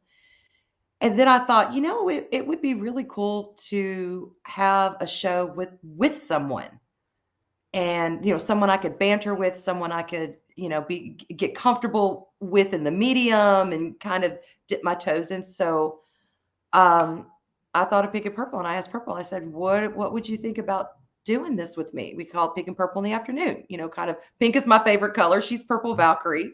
Kind of a play. And not fully expected her to say no because, Purple was established. She was busy. She was doing stuff. And she came back with, sure, sounds like fun. And I was like, oh, my God, she said yes. What do I do now? Okay, I guess we're doing this. And it was late September. Wow. On my channel, we had our first one, and we swapped back and forth, between weeks. And it had a good run. It had a good run, and it was a fun show when we were doing it. So. Bone says they first saw you on Fat Steven in the chat, and Joker's voice is back with us. Hey, Joker. Hey, Puddin'. It has been, and I don't know what clicked for me like 6-7 weeks ago. It clicked like, if I'm going to do the YouTube thing, like I had to kind of like have a strategy, like how do I turn the faucet back on, the promotion and all of that. And one of the things that the biggest problem I have with the pop channel in particular is because I've been doing it for so long, is there's all these peaks and valleys with the work that I had done. People don't even know me as a live. So all these people that subscribed in the very beginning, I didn't do any live streaming. So for them, I had to cut them off Facebook completely. I can't, if I stream to Facebook, they'll be on Facebook. They won't come over here. So I had to stop doing that. And then I was like, well, how am I going to grow and find new people to reach and spend time with? How will I stream? I didn't like streaming by myself. The guests kept canceling on me, things like that. And it's like, I just started kind of dipped a toe in the water. I think it's a lot of what you said. You were nervous about talking to Purple, but then it was like the arms were wide open. And I think everyone's kind of like that a lot more than you realize. Isn't that? It never hurts to ask. Yeah, it never hurts to ask. You will never know anything if you don't just take a chance and ask. True. You know, I figured the worst that's going to happen is she's going to say no. And then I either come up with something else or I do it on my own. You know, I wouldn't have been out anything. Right. And it, you know, it just so happens she said yes. And then after that, I started, you know, ARWYN Afternoon and then ARWYN After Dark. And then, you know, we've got the Bougie Boozers and it's just kind of all over. Word vomit. Yeah. I got it. Word vomit. Thank you. Full circle on that. I'm so glad I'm so associated with something called word vomit. That just makes my heart go bitter bad. See, you'll understand how sweet. You'll understand how funny it is if I get the clip. I got to figure out how to lift it because it's in the middle, and I can't find the clip anywhere online already. So, yeah. Joker's blowing kisses. So. Oh, Joker, Mr. J. Let's see. People. Oh, well, you know. For now, but you know, never know. Yeah. Hiatus. Never know. Yeah, exactly. Hiatus. There you go. And then someone else says it was the global sausage stream. With Maria. It was a girls' night. It was her, myself, and Tracy. We were drinking wine, and Maria was drinking mead, and Tracy was drinking, I forget what Tracy, she was drinking something fancy. And, you know, her and Maria had this really classy, bougie stuff, and I had like, you know, $5.99 barefoot wine, pink Moscato. And that actually, Maria is responsible for a lot of what people call lore of the ARWYN verse right there. The first clips of me and my big mouth came from Maria's stream. That's funny. Also, the next question, which was, I was like, okay, I can't say it till the very end, but I was like, I got to get to it. Okay. Why do you think your Georgia house is haunted? I just got weird stuff happening here. You know, it's not confirmed that it's haunted. Just my bathtub. It's not confirmed. Like, how do we confirm a haunting, ARWYN? Well, I think my bathtub is haunted. The bathtub is haunted? It turns on by itself. It doesn't just turn on. It plugs itself and it fills up. I need to train it to put in bubbles and do it lukewarm or hot or whatever. So when I'm ready for a bath, it can be ready. But all right, hold on. Weird things happen around. My forks go missing. Your forks are missing, and the bathtub fills up by itself. Yeah, I'm living on plastic forks because I refuse to buy any metal ones. I'm just done. For years, my forks have been disappearing. And I'm convinced that there's either a Bogart living in my wall, stealing my forks, and that somebody 100 years later, I'm going to be dead. They're going to come out. They're going to be remodeling, and you know they're going to knock out a wall, and 1,000,000 forks are going to clank and bury somebody. I'm not kidding. My forks disappear. My kids swear it's not them. Oh, it used to drive my husband crazy. He would get so irritated. He's like, where's our forks? I'm like, so this is not a new phenomenon. This is something that's gone on for a minute. This has been happening on for a while. Yeah. So I've been working between chopsticks and plastic forks because I refuse to buy any more metal ones and have them go missing. And the plastic ones, well, you know. Well, she'll have to put a P.O. box on her channel so you guys can know her 13 forks. That's the next 13 forks is the go-to here. Atwood again. Yeah. Ghost Adventures. Yeah, so, it could be. She could be. Although I did have one thing debunked. Okay, things would get moved around in the house. They would move from one room to another. Well, I found out what that was. My kids would knock something over, and then instead of picking it up, putting it back where it was, they would just continue on where they were going to the kitchen and just drop it wherever they wanted. So that has been debunked. Oh, well, so this sounds like the forks are in their room. Like this is almost like a CSI adventure. I'm telling you, I pinned them down one day and I said, "All right, you need to tell me right now. Are you throwing away my forks?" I wouldn't. Where are my forks? And if I was hiding all the forks, no, Mama. and you talk to me that way, I would purposely go get more forks. That would But be like, they I'm would complain about it too. They would come to me, Mama, can you find me a fork? And I'm like, what do you mean, can I find you a fork? And they're like, my forks. And they're 19 and 22. Okay, so this has been going on since they were like 13 and 16. so So there's they're old enough years. to. So there are years and years of forks missing. Oh, yeah. Yeah. Hmm. Hmm. And I'm stubborn now. I'm obstinate and I don't want to spend the money on any more dang forks until I know for sure they're going to stay in my Well, fork drawer. well, here's one theory: is that she's secretly making clothes and accessories from the fork. So get ready for a new fork hat. Well, I'm looking at yeah. like a milk carton with little forks on the side, missing MIA posters.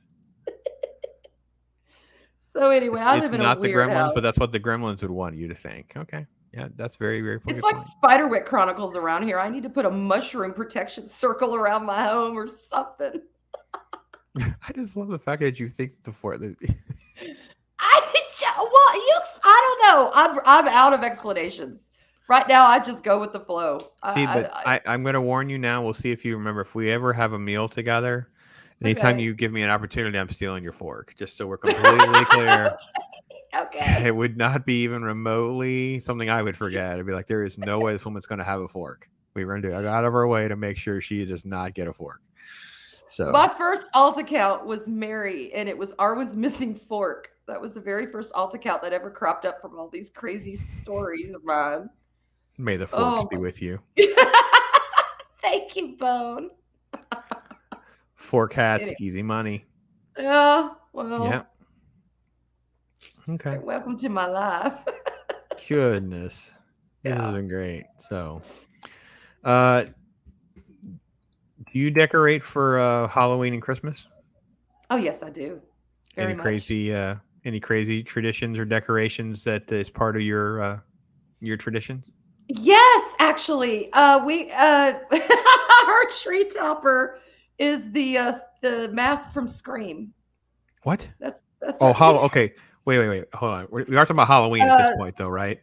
No, I'm Christmas. Christmas. What's his name? Screamface or whatever the heck he is. Yeah, Y'all know what I'm Ghostface talking about? Ghostface. That's our tree topper. for Christmas. Uh, my husband loved masks and he collected masks. And one year we didn't have a star. We didn't have anything to put up there. And we were looking through his masks and I'm like, what about Ghostface? You like Ghostface? And he said, why not? It's our Christmas tree. We could do what we want with it. So yeah, that's kind of been a tradition now. The Ghostface goes on top of our Christmas tree. Wow. Is that weird? Yes. Okay, well. Yes. There's no hesitation for me. Yes. Yeah, It is no. weird. Yeah, but for Halloween, it's mainly we don't go too crazy. We go like lights, pumpkins, anything autumn because I go crazy for autumn decorations. Autumn garlands and stuff like that. Black cats. Witch signs and the witch lives here and out broom flying and stuff. Of Do course, you I have keep a those up all photo year of round. your tree with Ghostface at the top of your Christmas tree? I think I do. I think I'll have to look at my phone and see if I can find it. You need to, yeah, send me that picture. I got to see this for I myself. It's will. crazy. I People are already will. sending in photos from our short talk here, so I can't imagine what it would be like if we spent time talking regularly like this. Wait, that's not the right one. I'm going to end up sharing the wrong page. Hang Yeah, on I'll here. look. I think my daughter actually, she may have one. If I don't have one Oh, on I have my to phone, share I think she Twitter. has one It's on on her phone. Twitter, so I have to share this. There we go. People are already Yeah. sending in some suggestions and some thoughts for us to ponder. Is what it Okay. would be like if. Oh, God. Oh, it almost looks like a tiara. I've always wanted a tiara. Well, they're spoons, so they're kind of rounded on top. So yeah, Yeah, it easily could be transformed into a fork tiara I'll for do the you. fork one. I'll be unique and original. I'll do the fork. Oh my gosh, that's great. It's just Y'all never awesome. heard the ghost face, Mary? I thought I told you that about the ghost face was our tree topper. I understand having a Halloween tree, Apollo. That's why I thought that's what she meant when she talked about Ghostface. And I No. thought she was going to say, well, we're going to have Ghostface for Halloween, then we take Ghostface off, we put on like Jack from Nightmare Before Christmas or something like that. Okay, I'm good. Yeah, But no, Ghostface is on Christmas. he's our tree topper for Christmas. All right then. Okay. Okay. Let's pick up the. Don't forget Hey, to it pick could up have the been ghost face for the William topper. Shatner's face from Halloween, but for Michael Myers. But no, we went with Ghostface. I like that better. Yeah, it's like how many movies are there? Like, who wants to put the angel on the tree? But at Arwen's house is who wants to put Ghostface on the It's tree? true. It's I know, true. Mrs. C. I'm with you. I want the photo. So What? the moment she says it, please do not share the photo with anyone. You have to at least let me have the opportunity to be the one that tweets it, because the I will. only I people will. that I will saw ask my this, daughter. I will ask I'm my not gonna daughter, and make I'll say, I'm not "Look, gonna make any reference. I'm just going to tweet the picture, and only those of you that okay, know this story will have a clue on why on earth would I be tweeting a picture of a Christmas tree with Ghostface on it. Because all this is right." I will see if we have some. I'm pretty sure we do. I mean, I'm not 100%, but I'm pretty sure. But if not, if we don't, I'll definitely get some this year. oh my I gosh, will take it's it a so whole catalog of so Ghostface. funny. My house is like insane for Christmas, so for me, it's like I'm just having a hard time processing the lack of Halloween meets Christmas tree amalgam there. Because I have like I've done a Darth Vader tree because I have a giant Darth Vader helmet Oh, that I put on it nice. with cool stuff on that, and Hmm. my mother-in-law had one that's like a nutcracker, so it has a nutcracker head or hat or something with a Okay. snowman, but nope, Ghostface. Ghostface. I mean, You probably have one of the few Ghostface Christmas trees. and everything else is traditional. The Anyone else want to garland get and a the Christmas door. tree? Give me a little thumbs up in chat if you want to get a Christmas tree. Put a ghost face on it and then decorate it in forks in honor of Arwen. And owls. We gotta get owls. And well, one owl What with owl? with an attitude. He's like Yeah, a steroid roided owl. owl. Yes. Wow. I don't know. Bonus question from the chat about what's your favorite scary movie, which is funny because of the Ghostface reference, obviously. But No, no, no. I mean, although I do like the Scream movies. It depends. One of my favorite. It's more of a. I prefer more ghost story movies than slasher movies. okay. So I would have to say I love Lady in White. I love Mm, that movie. I like The Conjuring, even though it's based very loosely on the real story. That scared the heck out of me. That okay. really did. But it's got such a good story. So yeah, I would definitely have to say those two to start with. When a Stranger Calls, that's a good one. I feel like I'm probably forgetting a ton, but yeah, those are the kind of I like suspense, ghost story kind of movies.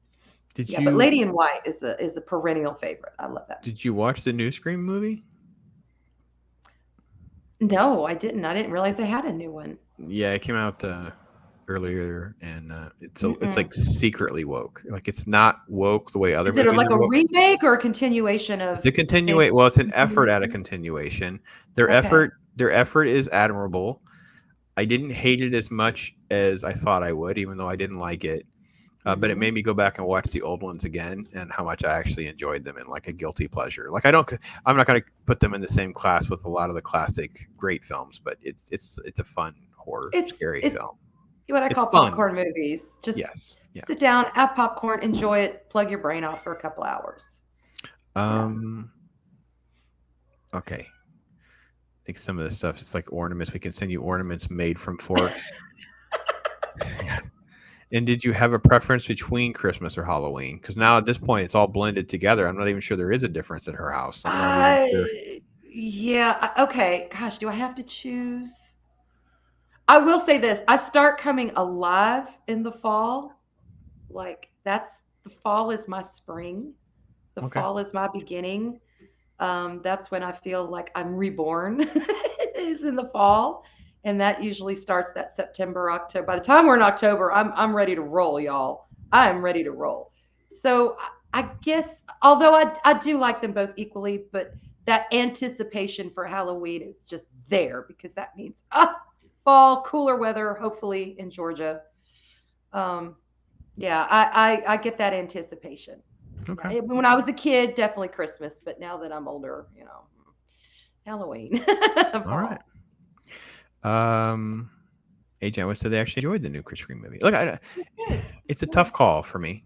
Tough call. I didn't hate it as much as I thought, but I was like, as I went through it, I'm like, oh, this issue, that issue, whatever. So, but yeah. Yeah. Yeah. Uh, Agent Atwood also talks about autumn, so yeah, I understand the Hmm. appeal. In fact, when you live in the South, you definitely are looking forward Oh to the yeah. September to October change, where that kind of thing, where you can kind And of get. August is always the hottest month in Georgia. It's just Oh yeah, yeah, it's brutally insane. hot. I hate it. Okay, I let's prefer cool weather. So that's another question. I started this with Captain Trek, and I ended up on another show, and I derailed their show for like 20 minutes because of other OGs like myself. Arwen, mhm. did you go to the drive-in much as a youngster? No, no. Because you lived out of the country. I didn't know that when I came up with that question. Since you lived out of Mm-mm. the country, I've drive-ins never are been not a to a thing. drive-in. You've never been to Mm-mm. one. Okay, all right. It's a bizarre No. experience to try to explain to someone in some ways. Yeah. Did you ever sneak into a movie? Yes, I have done that. What's your first one, or do you have a special memory about sneaking? Oh yeah, what was the name of The Enemy Within? That Oh, old movie, The Enemy Within, the old horror flick. yeah, Yeah, yeah. that I Okay. was very young. I Too mean, young. yeah. Well, yeah, I was I think 11 or 12, Okay. Yeah, something like yeah, that. So yeah. we snuck into side doors when they used to have side doors. You could Ooh, do you that. did a side door sneak. Side Okay. door sneak. Hmm. Okay. All right. Hmm. And that movie scared me. Yeah, but yeah, I Yeah. wasn't ready for it. What Even though is I'd probably the watch it now and be like, it's cheesy, but anyway. so like? Do you have like a scary movie experience when you were like really young? Well, I have like one, but it's always Oh, yeah. What's that? oh my gosh. Yeah. One of my favorite scary movies. I knew I was going to, The Changeling with George C. Scott. Oh yeah, yeah, yeah, yeah. That wheelchair scene scared the bejesus out of me. It How old were you? still scares me. How old were you when you saw that? Because that is a really weird mess with you kind of moment. Now I did not see that in the theater. Right. How old was I when I saw that? I saw that on VHS. I think I was 12 or 13. And that freaked me out. And to Okay. this day, I have to watch that scene like this. Hmm. That wheelchair, I'm like, oh, I know it's, oh, no, here it comes. No, ah. Yeah. But it is such a good movie. The story, everything about it, I love it. It has enough scary elements. It has mystery element to it. And now, under my circumstances, I can relate to his character losing his wife and daughter. Sure. I understand what it's like to be a widow. Hmm. So that kind of compounds it. I get that. I get that his just need to get away and do his thing. Yeah, I love that movie. But Yeah, that one that gets you. That terrifying. one's a good one. That's a good choice. Yeah, it's terrifying. I uh I saw Jaws at the theaters at age 6. Oh no! Did you really? My aunt was my babysitter, which Oh was my! so basically I was the kid that went along so they wouldn't get out of control on their dates. That was kind of how that went. So I just got drug along wherever she wanted to go and take me. So I remember falling asleep in the back seat of the Oh drive-in. But I remember yeah. seeing back then it was like double feature stuff. So I remember seeing Grease and Jaws. And I remember being so terrified by Jaws, I was holding like the back of the seat in front of me, peeking over. And What a I weird double cried feature. and screamed when they tried to put me in the bathtub. And it was like days before I would calm down about it. And, my aunt's trying to Oh. swear me to secrecy. And yeah, Jaws Hmm. in the theater, traumatized. Traumatized. I Yeah. believe it. I believe it. I was on Yeah. a stream with 540 Studios. Someone shared a photo. They will screen Jaws now with everybody in like inflatable boats out on the water. And I'm thinking to myself, could you imagine that in the 70s and 80s when it first came out? Oh yeah. Ooh, that would mess you up. That would Hmm. mess you up back then. It's tense. It's Yeah. intense. Let's see. Tons of chats going crazy, of course, talking to each other and us and what else is so an owl with a fork hat on your tree. That's a great idea. We'll see. I decorate a Christmas tree like a TARDIS. Yes, Oh, that's a that's great option. That's a cool idea. cool. That's a really cool idea. Yeah, I like that idea. That's Okay, what do cool. we got? I'm trying to translate. Christmas, ghost, fork. Got it. Favorite favorite slasher film. I'm a Halloween person. I'm a die-hard Halloween fan. I just rewatched a bunch of them, and I don't know. Yeah, I probably the love. original Halloween. That's what I'm The saying. The original Carpenter Halloween. one. Yeah. Hmm. And as a film nerd, when I found out like how little money he had and how Jamie Lee Curtis brought her own clothes and stuff like that, it was just like, Yeah. well, I'm really hooked now because it's almost like the genius of it Yeah. all. Yeah. Hmm. Yeah. I Even though sure I'm like. not a big slasher fan in general, but I do love the original Halloween. Yeah, I don't care for most of the other like I'm not a big fan of Friday the 13th. I only like Nightmare 1 and Nightmare on Elm Street 3. I don't really care for the Oh, rest. I can't watch those. They freak me out. I can't watch They those. kind of mess with you a little bit. I So. watched one, and it was the one with the girl in the roach scene where she gets in the roach motel. After that, I said I can't deal with these. I just Ugh.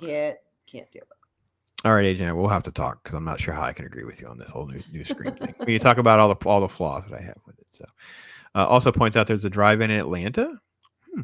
I'm not sure we have. I think here in town we probably have one or two drive-throughs, but they're like hybrid drive-ins where they're like flea markets by day, drive-ins by night. I don't know. The new Batman at a drive-in. It's an awful long movie for the drive-in. Woo. Yeah. It's almost 3 hours, man. It's a long movie. Vengeance. Yeah, he's vengeance. Like, get on with it. I gotta go home. The battery's gonna be dead. Stomp. I love Sweeney Sorry. Todd with Depp. Love it, love it, love it. Lena Buckenroy was amazing in that movie. Okay. And then my first horror movie, Film Exorcist at age 3. Oh That's like child God. abuse. Yeah, 3. that's a rough. I won't watch that movie now. Woo. When she goes down that I can't stairs deal with that. backwards like that, man, I was like, Whoa, and that wow, head I was spins done. around, And I and was all the only a puke. little bit. I No. mean, I think I was maybe 10 or so, way too young to see Exorcist. You saw it 3. We're going to have a therapy conversation because Not there's deal got to with be that some, movie. woo. Yeah, that was a little, yeah. Yeah. Oh, Pauline, we should talk about that. Seeing Star Wars at a drive-in when 6. Oh wow. Man, that is a cool story. That is a Yeah, cool it is. story.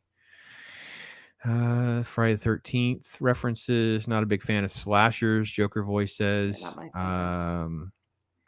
Yeah, drive-in in Vegas. All right, yeah, cool. They're still out there. They're out there. Oh, I saw Jaws, and now I can't go in open water.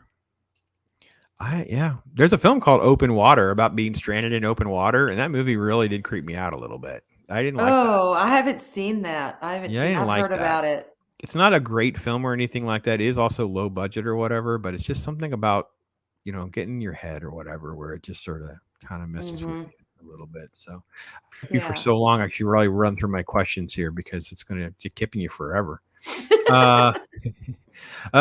Favorite comfort food? What's the go-to comfort food? Cheeseburgers and fries. Cheeseburgers and fries. Okay, not sweets. Huh. All right. If I have to choose sweets, though, I would say cake or cupcakes. Probably cupcakes with Cakes lots and of frosting. And I'm not talking about that nasty whipped frosting. I'm talking the real buttercream gets in your arteries. Oh, if I'm going to eat a sweet, I'm going to eat it right, and it's going to be the real deal.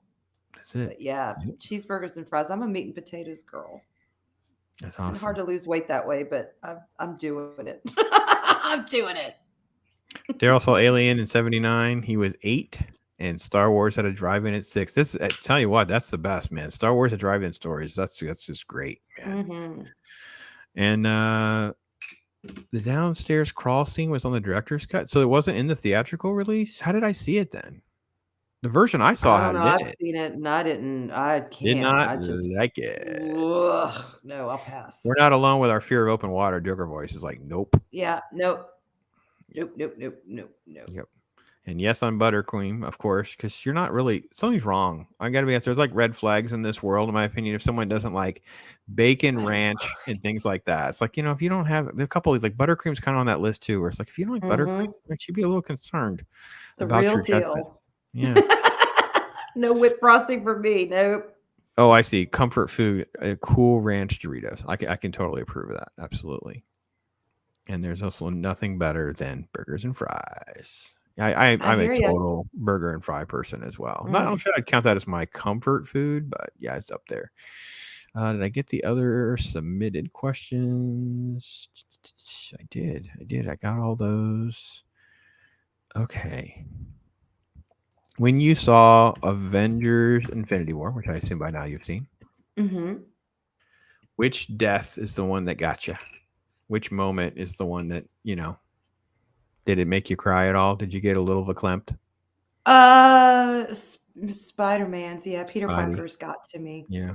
The Mr. Stark moment. That got to me. The Mr. Stark, yeah.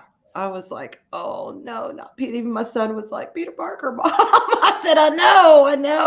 And I like Spider-Man. I mean, he's not my favorite Marvel character, but I like him. But yeah, that one got to me. Were I have to you say. happy with that film? That the way I won't say that they pulled it off because I'm not sure as big of a fan as Endgame, but I have to give them credit. I came away feeling like, oh, they actually went for something. They actually tried to go for a big swing. They did try. They did try. Now, I had not seen Doctor Strange before I saw that movie. So when I came into it, I was a little lost. I mean, I knew about him, you know, Okay, that makes a lot of but sense. I was like, what? I felt a disconnect because I thought we were going to go straight from Civil War to that film. And I guess you do if you've seen all the other films, but Hmm. I felt a disconnect, and I was like, who are these people and what's going on? I mean, I know this Doctor Strange. Why is he there? But I didn't have that background, so I had to, after watching it, I had to go back and watch the other films just to kind of make it connect a little more. But yeah, I mean, I enjoyed it. Well, I you're not enjoyed it. alone. My daughter cried a little bit over Peter. It was because I saw Yeah, the it's movie I saw the movie at a screening ahead of time, so I knew it was coming. So actually, when it mm, happened and I screened it with the family, I actually sat there watching their faces to see how everybody would yeah, react. And people were gasping, like in the audience. It was like, it was a Black shock. Panther, and all these different moments. And of It course, was a shock. I'm a comic book nerd, so I'm like, none of this is real, right, guys? Like, this is not happening. Like, this is not all. They're like, calm Yeah, down. So I wasn't really. I mean, it is still an emotional gut punch. I say that because they went for it.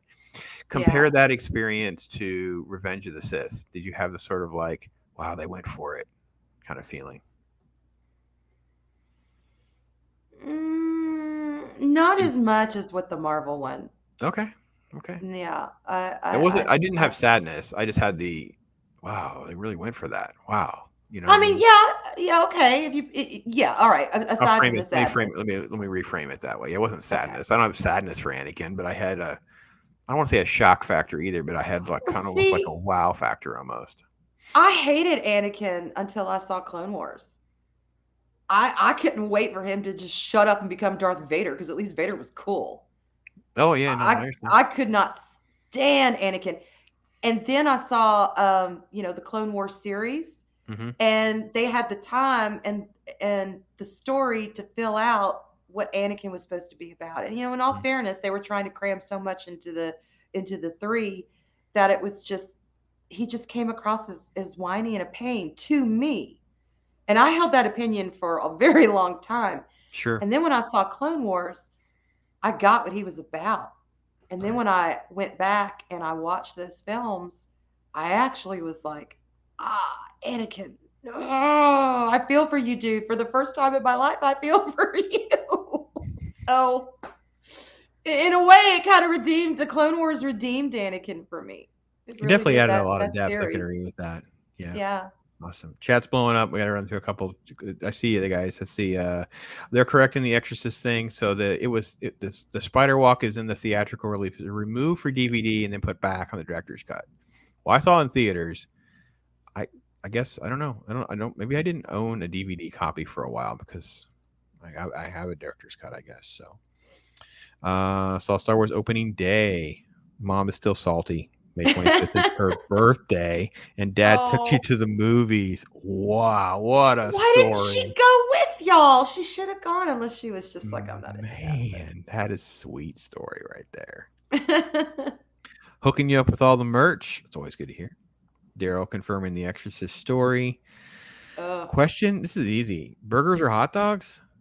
burgers. Yeah, burgers is like 1, 2, and 3 on my list for a hot. Well I mean, done yeah. burger. I just burger. Burger. I'm good. Yeah. Burgers. Yeah, hot dogs are not on the list. Hot dogs just. I can go a long time without having a hot dog. I'm good without a hot Hmm. dog for a while. Yeah, me too. Yeah. Let's see. Widow's death. Okay.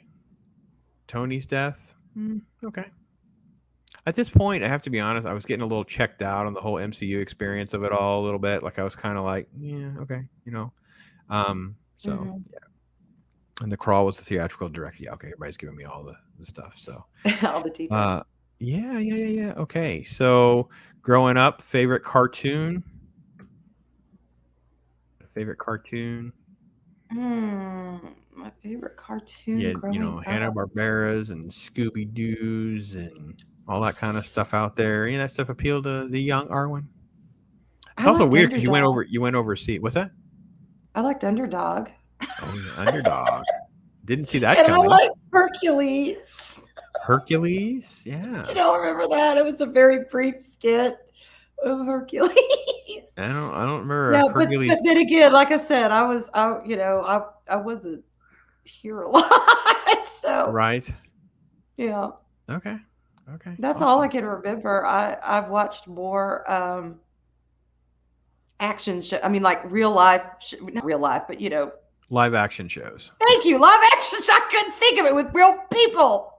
Yeah, and Disney movies. I did love Disney. I did love animated Disney movies, Sure. the full movies. But yeah, I'd have to Okay. say that. All right. Well, I've kept you for almost 2 hours, so you're so generous with your Oh, time. Can you believe it? It's been that long. yeah. But thank you so Okay. much for spending time with me. Thank you for all of you guys in chat, throwing some extra questions and stuff in there. It's been a fun time. Hopefully, you learned a lot Yeah. about her and maybe a little bit about me, and we had a good time and shared personal stories and fun stuff. Debated hamburgers, forks, and owls. Thank Yeah. you for having me. I've had a blast. This was so much fun. It Bone really pointed was. out Garfield was your favorite, but that says a lot about, man. It says a lot about your Okay, personality. Garfield. Whenever, yeah. So best cartoon was Batman animated series, Animaniacs, Tiny Toons. Can't argue with that. Scooby Doo, Power Rangers, 89. Well, yes. Good stuff. Great I stuff. did like Thundercats too. Thundercats Yes, now. Thundercats is great. Oh, Yes, yes. I did like that. All right, I will let you go. I appreciate your time so much, and we will definitely do some more stuff Thank together because this you. has been a great time. Seems very natural and fun, and It was maybe a fun. couple of words of wisdom land, and again, had a laugh. It's a good way to spend the night, if nothing else. Absolutely. I agree. All I right, well, agree. I folks, that's loved it. where we will cut